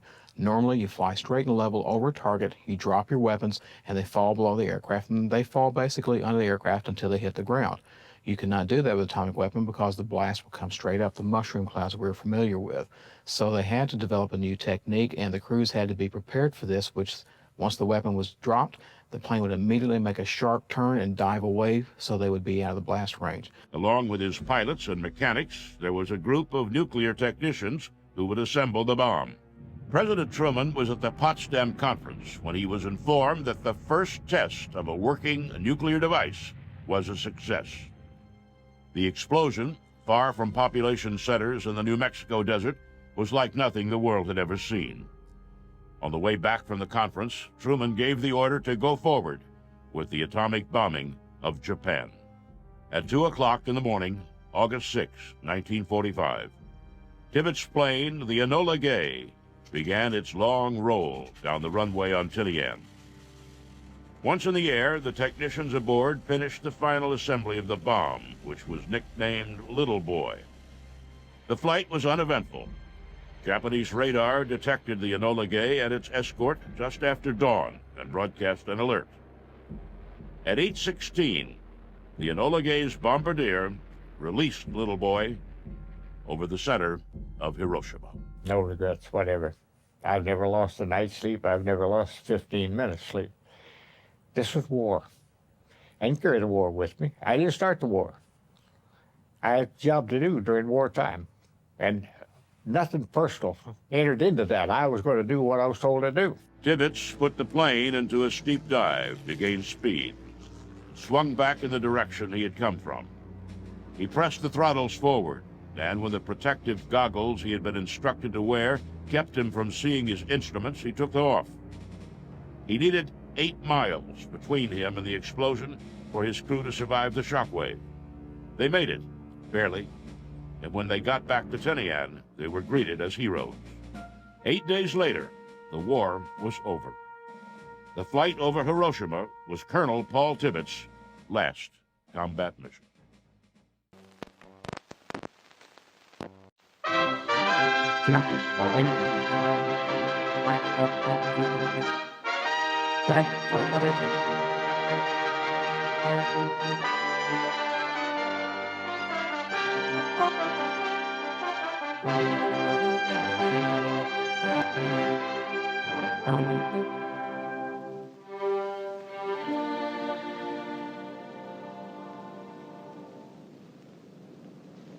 This is it. This is the B-29, the plane you've been waiting for. And it was worth waiting for. It's the biggest, fastest, mightiest heavy bomber in the world. It can travel farther and higher than anything else on wings. It has a pressurized cabin, permitting high-altitude flight without oxygen masks. It has 5 remotely controlled, electrically driven turrets, each carrying twin 50s, with a 20mm cannon added to the turret in the tail. Yes, the B-29 is everything you've been promised. And the pilot who flies one has an enviable job. Important, glamorous, and tough. Here's a B-29 pilot. He's measuring the distance between pin centers on the left landing gear. This part of the job isn't so glamorous. But it's the pilot's responsibility to make sure that everything on this biggest bomber in the world works properly. If you were a B-29 pilot, here's exactly what you'd have to do before an operational flight. Check the nose wheel. See that the tires are inflated to 45 to 50 pounds per square inch. While measuring the pressure, look over the tires for general condition also. Watch out especially for cuts or signs of serious wear. One of the ground crew will replace the dust covers, but you're still responsible for his work. After you've measured the pressure in both tires, give the gear a visual check. The strut should be clean, with a clearance between pin centers of 10 inches. And the shimmy damper must be full. That's important. Make sure the rod is almost up to the notch in the gauge on the shimmy damper reservoir. Now you can look over the engine cowlings on your way to the other main landing wheel. This gets the same inspection you've already given its mate. The co-pilot ducks into the wheel well to inspect the equipment there, while you work on the wheels. Measure tire pressures again. On these tires, the pressure should be between 75 and 85 pounds per square inch. Inside the wheel well, the co-pilot examines the wires, connections, and switches. He makes sure all the cannon plugs are on tight, paying particular attention to the plugs on this motor, which opens and closes the nacelle doors, and also to the plugs of the normal and emergency landing gear motors. Then he turns around to examine his side of the strut. He looks it over and inspects the brake lines, making sure that the hose is not chafing and no fluid is leaking. Meanwhile, you're checking the clearance between pin centers again. 13 1/4 inches. Right. Now, are the wheel chocks in place? One behind the inboard tire and one in front of the outboard tire, just as it should be. Next, check the cowlings, inspection doors, and inspection plates. You've already examined some of them, but you must be sure all of them are okay. The other members of the crew help you out with these inspections. Here, for example, a gunner tests the fastening of the top cowling. But you'll have to check the security of the other coverings, and there are a lot of them all over this ship. While you're walking along, you can examine the wing seams. Fluid leaking from them means trouble. Now to check the ailerons and trim tabs. All control surfaces and all trim tabs must be inspected. Test the tabs for excessive hinge play by shaking them, and see that the gas tank caps are tightened. If there were extra fuel tanks in the bomb bays, their connections would have to be examined.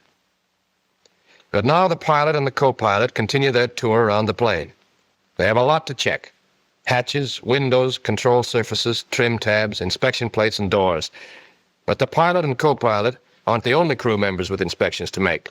The gunners, for example, besides helping the pilot check the airplane, must also be sure the guns and gun cameras will work properly. They must inspect all 5 turrets in the same way they're now examining this lower rear turret. After they have the dome and gun cover removed, they see that the ammunition moves freely in the chutes and is correctly loaded. The guns just don't fire with the cartridges in backwards. They also check the safety wiring on the gun mounting bolts, up in there. Then the gun charging switches are put on reset. That conserves the CO2 pressure, which automatically charges the guns. Finally, the gun camera is inspected. Enough film, speed set at 16 frames per second, lens adjusted to the brightness of the day, and the interval control put at the desired number of seconds and turned on. And this turret is all right. The dome and gun cover can be replaced. The tail turret is checked by the tail gunner, but again the pilot is responsible. If the guns fail, he gets the blame. So he watches the tail gunner as the Shatterall feed mechanism is inspected. Now the other gunners only have to lock the latches. Elevation latch locked. Azimuth latch locked. The doors are shut and fastened, and the gunners can go to another turret. And there's still more work to be done. Each engine must be pulled through 15 blades, with only 2 men per blade. The engineer takes care of that. He sits at his position, making sure that all switches are off, while the 4 engines are pulled through. And now the co-pilot puts on his clothing and collects his equipment before joining the rest of the crew for inspection. Notice that the crew members wear fatigues while making their inspections, and change into flight clothing only when they are ready to enter the plane. The examination of the exterior of the airplane is completed, so the crew can fall in for the check of their personal equipment. That's the last item of the before entering the airplane part of the procedure, and it's strictly the pilot's job. Your job. You are responsible for the men as well as the plane. If they fail, you're at fault. Each crew member must have his electrically heated flying clothing, parachute, oxygen mask, knife, a quart of water, and Mae West. Steel helmets and flak vests are already inside the ship at the positions. Apparently these men are completely equipped. But don't think they only have to climb into the ship and fly away. There's a lot yet to be done. Let's go along with the pilot again and see what he has to do to take a B-29 into the air. He climbs in through the hatch in the nose wheel well. That entrance is also used by the co-pilot, engineer, navigator, radio operator, and bombardier. There's work for every man before the engines are started, during engine starting and warm-up, before takeoff, after takeoff, and then a whole list of additional things to do before landing again. As soon as the radio operator gets in, he climbs back to close the pressure door between the forward compartment and the forward bomb bay. The bombardier is the last one in, so he closes the hatch. The gunners close the pressure doors in their compartment. They also open the cabin pressure valves, which will now automatically maintain the cabin pressure at the desired level. 3 compartments in the plane the pilot's compartment, the gun control compartment, and the tail gunner's compartment are sealed off from the rest of the fuselage and supplied with this compressed air. The cabin pressurizer keeps 8,000 feet altitude inside the plane until the outside is at 30,000 feet. If the plane gets higher than 30,000 feet, the pressure inside drops off gradually, but it is always 13.4 inches of mercury more than the outside pressure. But let's get back to flight procedure. The gunners take care of the other pressure door in their compartment. But what about the pilot? That's you. You already have your chute fastened, your May West on, and the seat adjusted. So you put your throat microphone and earphones on. If you put the mic on first, you won't get so badly tangled in the wires. Don't forget to plug in your disconnector cord. Now to start work. Ask the engineer for Forms 1, 1A, and 01-1-40, and look them over. Be sure that everything on Forms 1 and 1A has been checked. Pay particular attention to the list of defective equipment. If anything vital is out of order, it must be fixed before taking off. The weight and balance computation is in Form 01-1-40. That's important. Make sure it's correct. When you've examined all the forms and signed them, you can give them back to the engineer and tell him to start the putt-putt. You have to turn on the emergency ignition switch. The tail gunner looks after the putt-putt, starting and stopping it on orders from the engineer. But now, you set the jackbox selector switch to command and turn on the proper command receiver and the command transmitter. This puts you in communication with the control tower. Now examine your own equipment. Look over your oxygen mask and make sure your portable oxygen bottle is fully charged. Then try out the cockpit lights. To test the ultraviolet lamps, turn on the switches and twist the shutter. You should then be able to see the light. By turning the shutter back, you can control the amount of ultraviolet light emitted. Next, try out the alarm bell. The gun commander will tell you if it's working. Then depress the brake pedals and pull out the parking brake knob to set the brakes. Look over to the control stand and make sure that the emergency releases and switches are correctly set.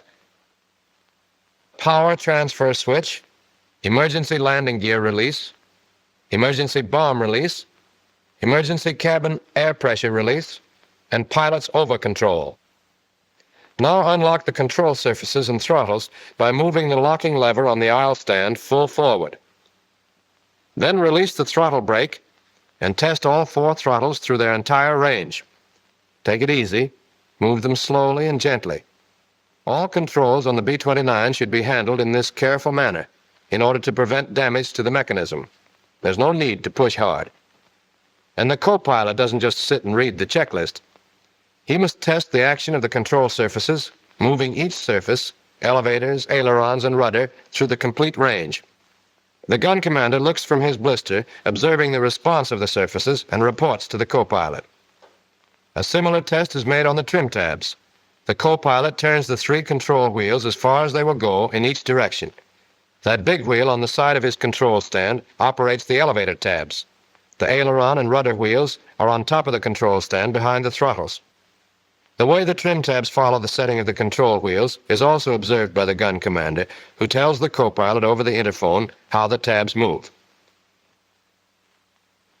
The co-pilot turns the tabs back to neutral after testing them. And now to try out the wing flaps. But first he calls the side gunners on the interphone to make sure none of the service crew will be in the way of the descending flaps. When the gunners report that it's safe to go ahead, the co-pilot presses the flap switch to the down position and holds it there until the flaps have been lowered 15 degrees.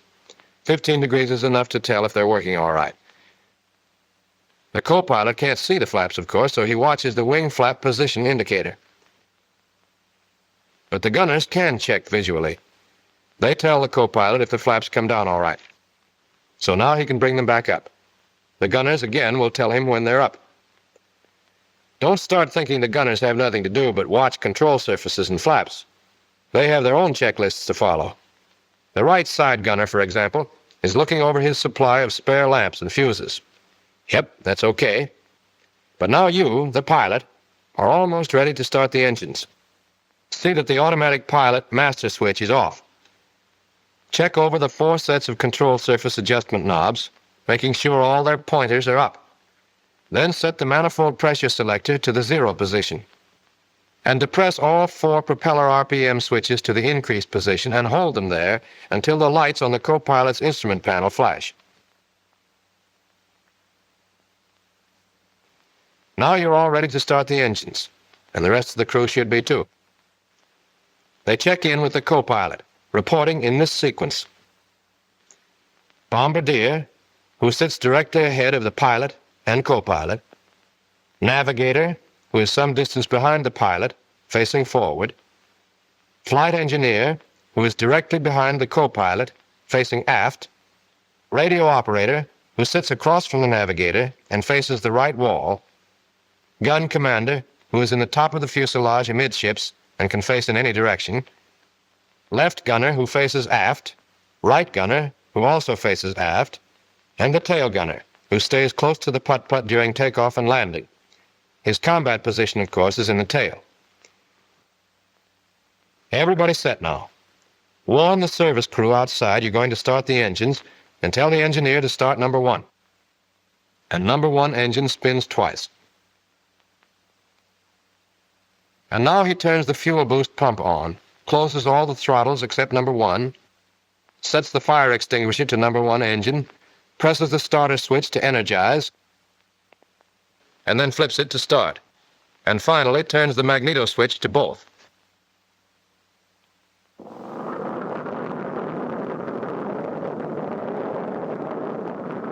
You have to push the throttle to 1200 RPM and signal for number 2. The same procedure is repeated until all 4 engines are running. Now that the engines are going, vacuum pressure is available to operate your gyro flight instruments. So the gyro compass and the flight indicator can be uncaged and set. The co-pilot will be doing the same with his gyro instruments. Next, see if the other vacuum pump is working all right. Have the engineer switch to the pump on the number 2 engine. The vacuum may drop some, but it should go back to about 4 inches. Now you can call the control tower on the command radio. It's already on. This is about the right time to get your taxiing instructions, since you'll soon be ready to move out to the runway. At the same time, ask for the field barometric pressure so you can adjust the altimeter. It must be set carefully to the correct pressure, in this case, 29.84 inches. Obviously, an accurate altimeter is a vital necessity, especially if you may have to fly on instruments. Next, you want the bombardier. You know he sits back with the navigator and the radio operator until the ship is in the air. But right now he has to come forward to make the final checks on the bomb sight. He's already completed the regular pre-flight inspection of his equipment. All he must do now is see that the bomb sight is entirely ready for takeoff. The directional clutch should be disengaged and the secondary clutch engaged by turning it clockwise. Then the drum wheel must be turned counterclockwise as far as it will go. That does it. He's all set to take off. And now you're ready to close the bomb bay doors. Ask the ground crew outside if there are any obstructions underneath the plane. Everything's clear, so you can order the bombardier to close the bomb bay doors. He throws the door switch, while you look back through the pressure door to watch them shut.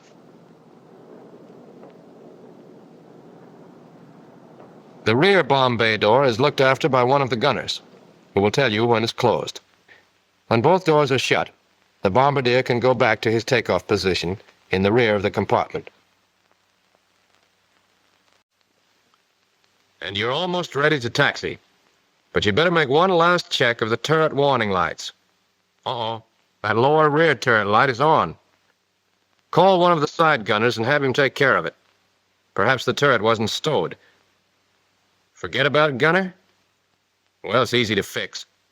Get control of the turret, press the action switch, and stow it. That does it. There, that turret warning light is off now. And everybody's set.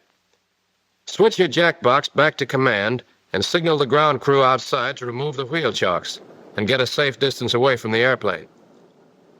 The co-pilot warns the crew to stand by to taxi. And you can release the brakes and move the ship out to the runway.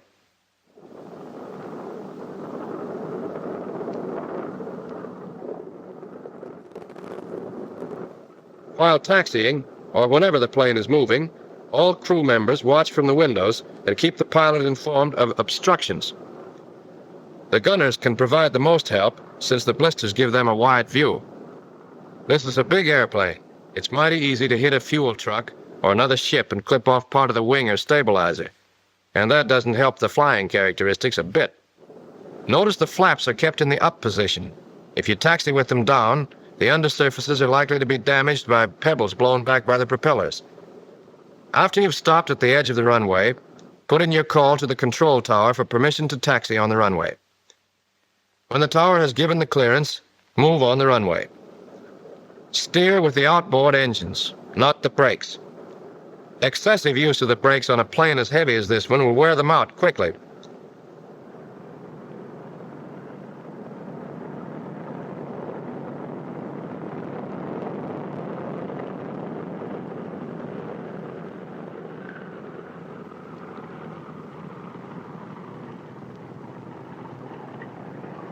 As the ship is turned around at the far end of the runway, notice again how the engines are used for steering. You can see the right propellers moving faster than the left. When you're at right angles to the runway, stop for the engine run-up. Tell the flight engineer to get ready to make his magneto check while you run the engines up, one at a time. First, press the propeller RPM switches to the increased position, holding them there until all the propellers are at maximum RPM. Next, turn the manifold pressure selector to position 8. With the knob in this position, the superchargers automatically provide military power. Now advance the number 1 throttle, but slowly and gently, to 2000 RPM. Hold this speed until the engineer tells you the magneto check is finished. Then press the propeller RPM switch to the decreased position until the tachometer drops about 200 RPM. Now flip the switch to the increased position and hold it there until the light on the co-pilot's instrument panel flashes, and then push the throttle to full open. The tachometer should show about 2600 RPM for the number 1 engine, while manifold pressure should be around 47 inches. To see if the turbo is working properly, turn the manifold pressure selector towards 0. That should make the manifold pressure drop. The turbo's okay. Bring the throttle back to idling, around 550 to 600 RPM, and increase speed to 1200 to avoid fouling the spark plugs. Next, start on the number 2 engine. The same procedure is repeated for each engine. Now you're about set to take off. After you're cleared for takeoff, turn the plane the rest of the way around so that it points down the runway. And stop again while the co-pilot lowers the wing flaps about 25 degrees. He can tell when they're right by looking at the wing flap position indicator. And the gunners can check on the accuracy of the indicator by watching the flaps from their blisters. They report on the approximate flap position over the interphone. When the co-pilot tells you the flaps are okay, fasten your safety belt and set the manifold pressure selector to position 8. Next, set the propeller RPM switches to increase RPM and wait for the lights on the co-pilot instrument panel to flash. Then warn the engineer to be ready for takeoff. Stand by for takeoff. Now you push on the brakes, hard, and open the throttle slowly until the manifold pressure gauge reads about 40 inches. Then release the brakes.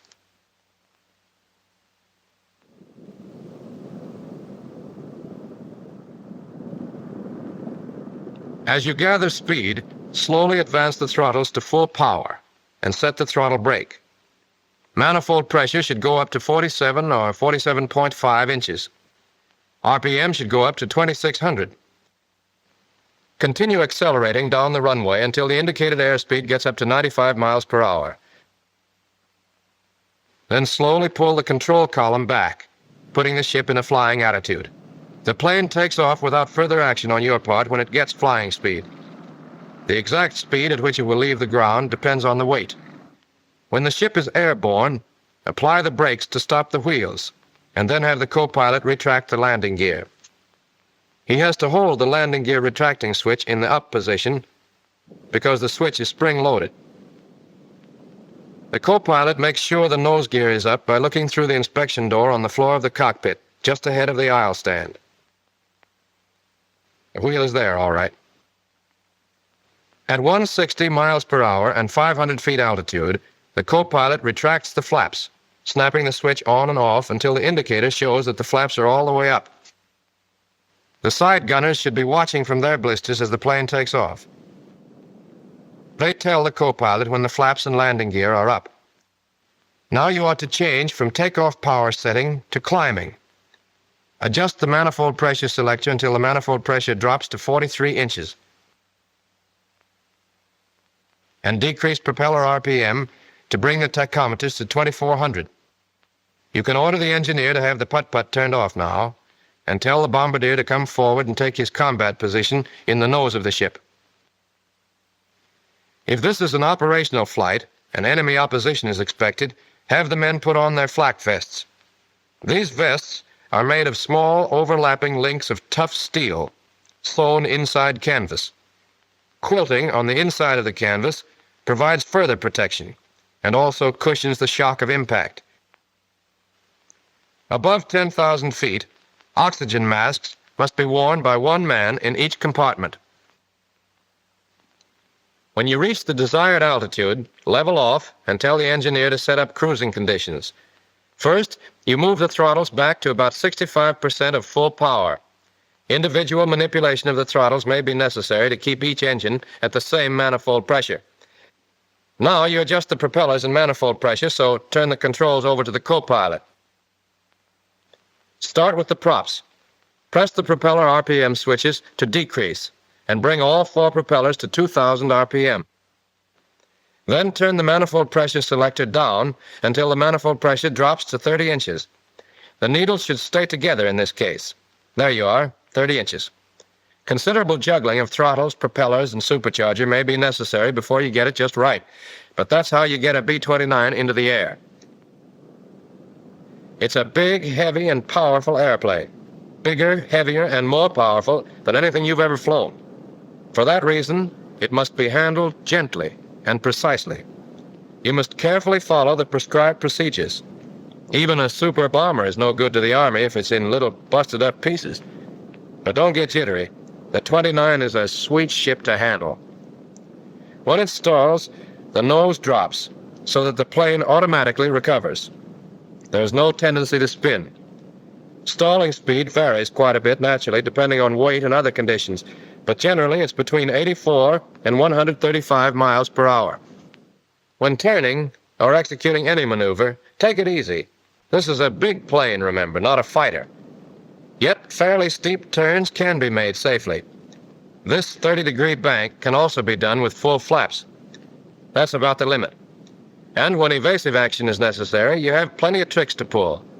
Just watch this B-29.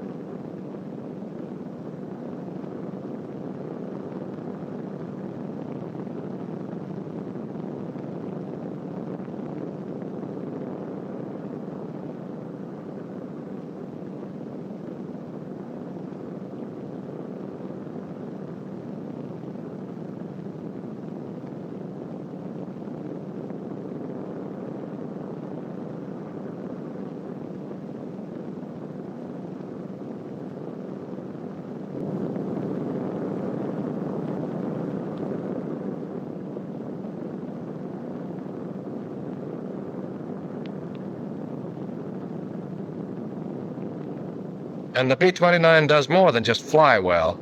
It packs a terrific wallop. A wallop enemy fighters will quickly learn to fear.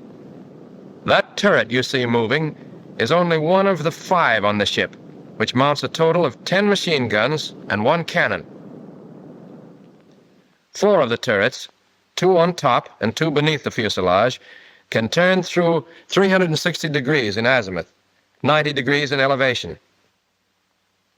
The tail turret is more restricted in movement, but it has a 20-millimeter cannon in addition to the twin 50s the others carry. But the big thing about the 29's armament is the fact that the gunners don't touch the guns. The guns are controlled remotely from special sights, and any gunner can fire almost any turret. For example, one side gunner might have control of 2 turrets, firing 4 caliber 50s at his target.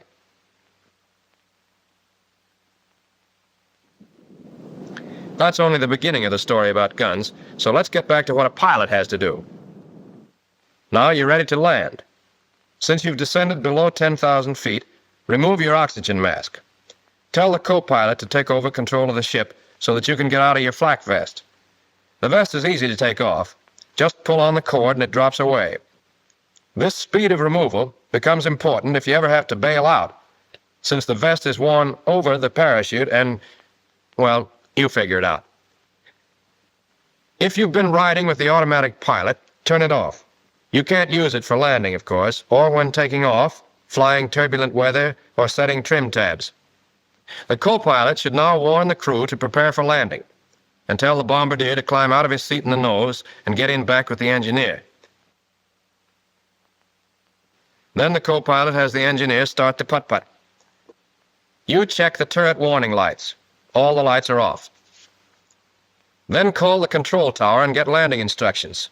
At the same time, ask for the field barometric pressure and set the altimeter to correspond. Now the co-pilot hits the brakes to test the hydraulic pressure.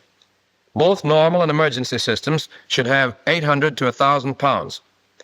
To find out about the emergency pressure, you have to ask the engineer. At the same time, you can see if he's ready to land and get his log. He has calculated the new weight and center of gravity, since you've used up a lot of gasoline by now.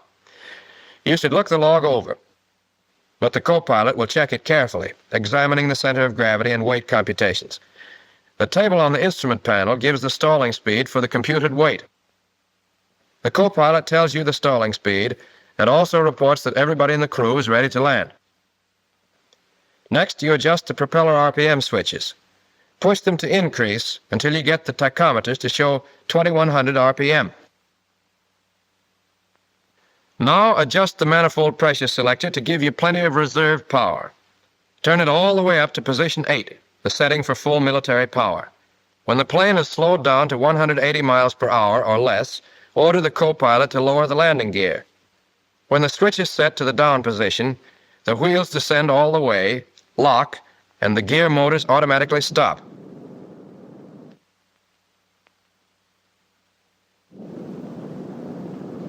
When the left and right gear are down, the side gunners, who should now be watching the wheels and flaps, will report to the co-pilot.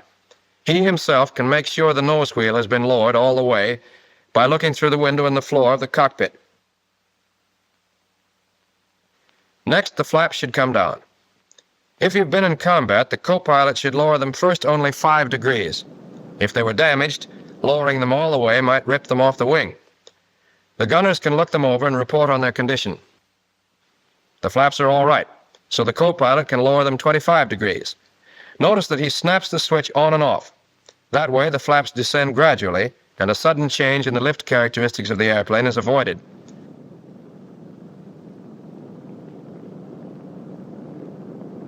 The gunners will report when the flaps appear to be down 25 degrees, and the co-pilot can check by looking at his wing flap position indicator. When he has the flaps where he wants them, he'll tell you. Then you'll probably have to reset the trim tabs because of the change in the flap position. Next, adjust the throttle brake to a comfortable tension. And don't forget to turn off the detonator power switch. Now make a standard approach, keeping the speed about 30 miles per hour above stalling.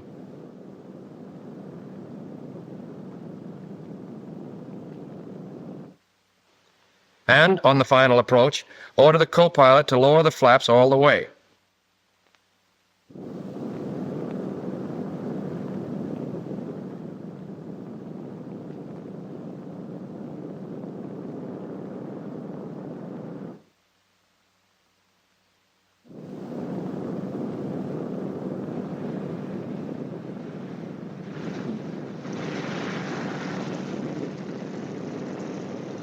When you touch the ground, the plane should be slightly tail low and going between 95 and 100 miles per hour.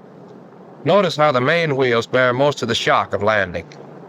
Then the ship slowly settles forward. Don't apply brakes immediately. Let the plane lose some of its speed rolling. Then turn the manifold pressure selector all the way back to 0. You won't need the turbos anymore. And set the propellers at increase RPM. Raise the flaps now, while you're taxiing and have plenty of power. You're down now. You've followed your checklist step by step. But there are other checklists, the engineers, for example. So suppose we go back over that landing procedure and see how the engineer's checklist fits in with yours. 5 minutes before landing, the engineer tells the tail gunner to start the putt-putt. The ship enters the traffic pattern at a 45-degree angle to the downwind leg. Altitude is 2760, speed is 180. Here the co-pilot lowers the wheels. The mixture controls are set to auto-rich, and the cowl flaps open 15 degrees. At the end of the downwind leg, the speed should be about 140 or 150, and at least 3 generators must be on. The co-pilot lowers the flaps 15 degrees. After the pilot makes the procedure turn, the altitude should be 2260 feet. The co-pilot lowers the flaps to 25 degrees. The pilot sets the manifold pressure selector to position 8 and adjusts the propellers to 2100 RPM. Just before the final turn, the engineer checks the magnetos and turns the boost pumps on. Around the turn, on the final approach, speed should be at least 140, altitude 800 feet. Also, 6 generators should be on. Finally, the co-pilot lowers the flaps all the way and calls out airspeed and hydraulic pressure as the ship descends to the runway.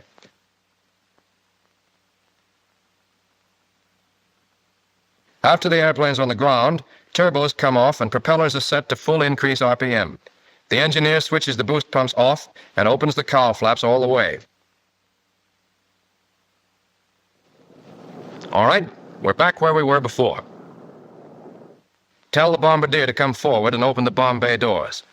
The doors should always be kept open when the ship is standing still to prevent the accumulation of gas fumes. Next, turn off all the switches. Then you can get rid of some of your equipment that remains inside the ship and climb out for the after-flight inspection. Yes, you start with an inspection and finish with an inspection. If there was anything wrong, now is the time to find out about it. And now is the time to correct it. Yes, this is the airplane that you've been promised. Now it's up to you to weld this airplane and its crew into a single, irresistible instrument of destruction. That can be your promise to us.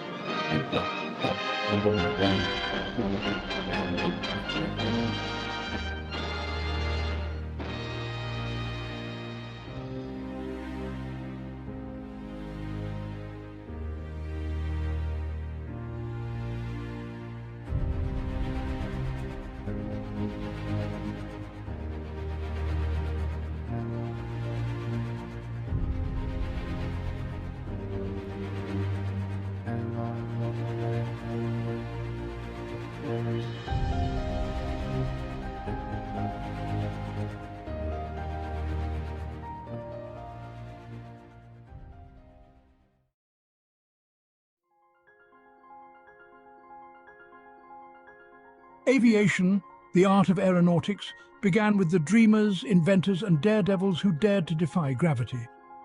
The journey of aviation was nurtured by pioneers like the Wright brothers, whose first flight marked a historic milestone.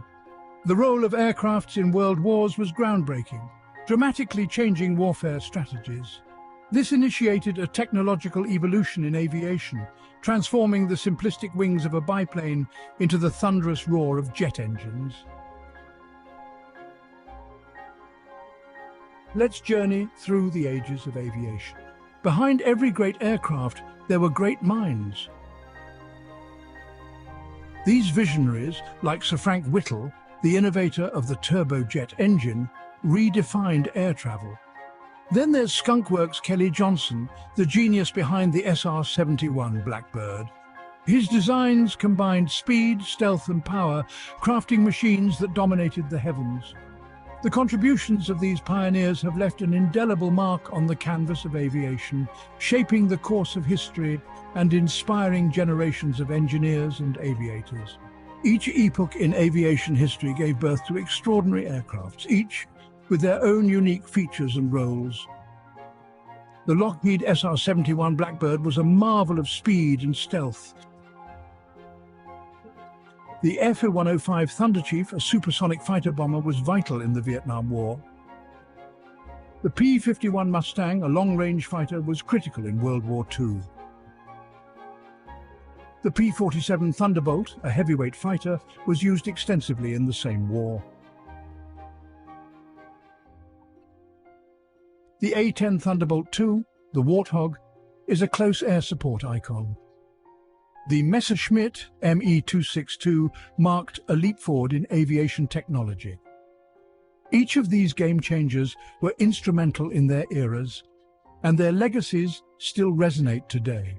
Beyond the game changers, there are those that have transcended their practical roles to become icons. The Concorde was not just an aircraft, it was a supersonic symbol of luxury and speed.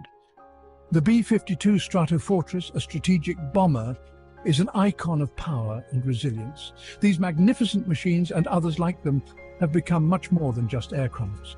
They are enduring icons that encapsulate the audacious spirit, the relentless innovation, and the boundless ambition that define the world of aviation.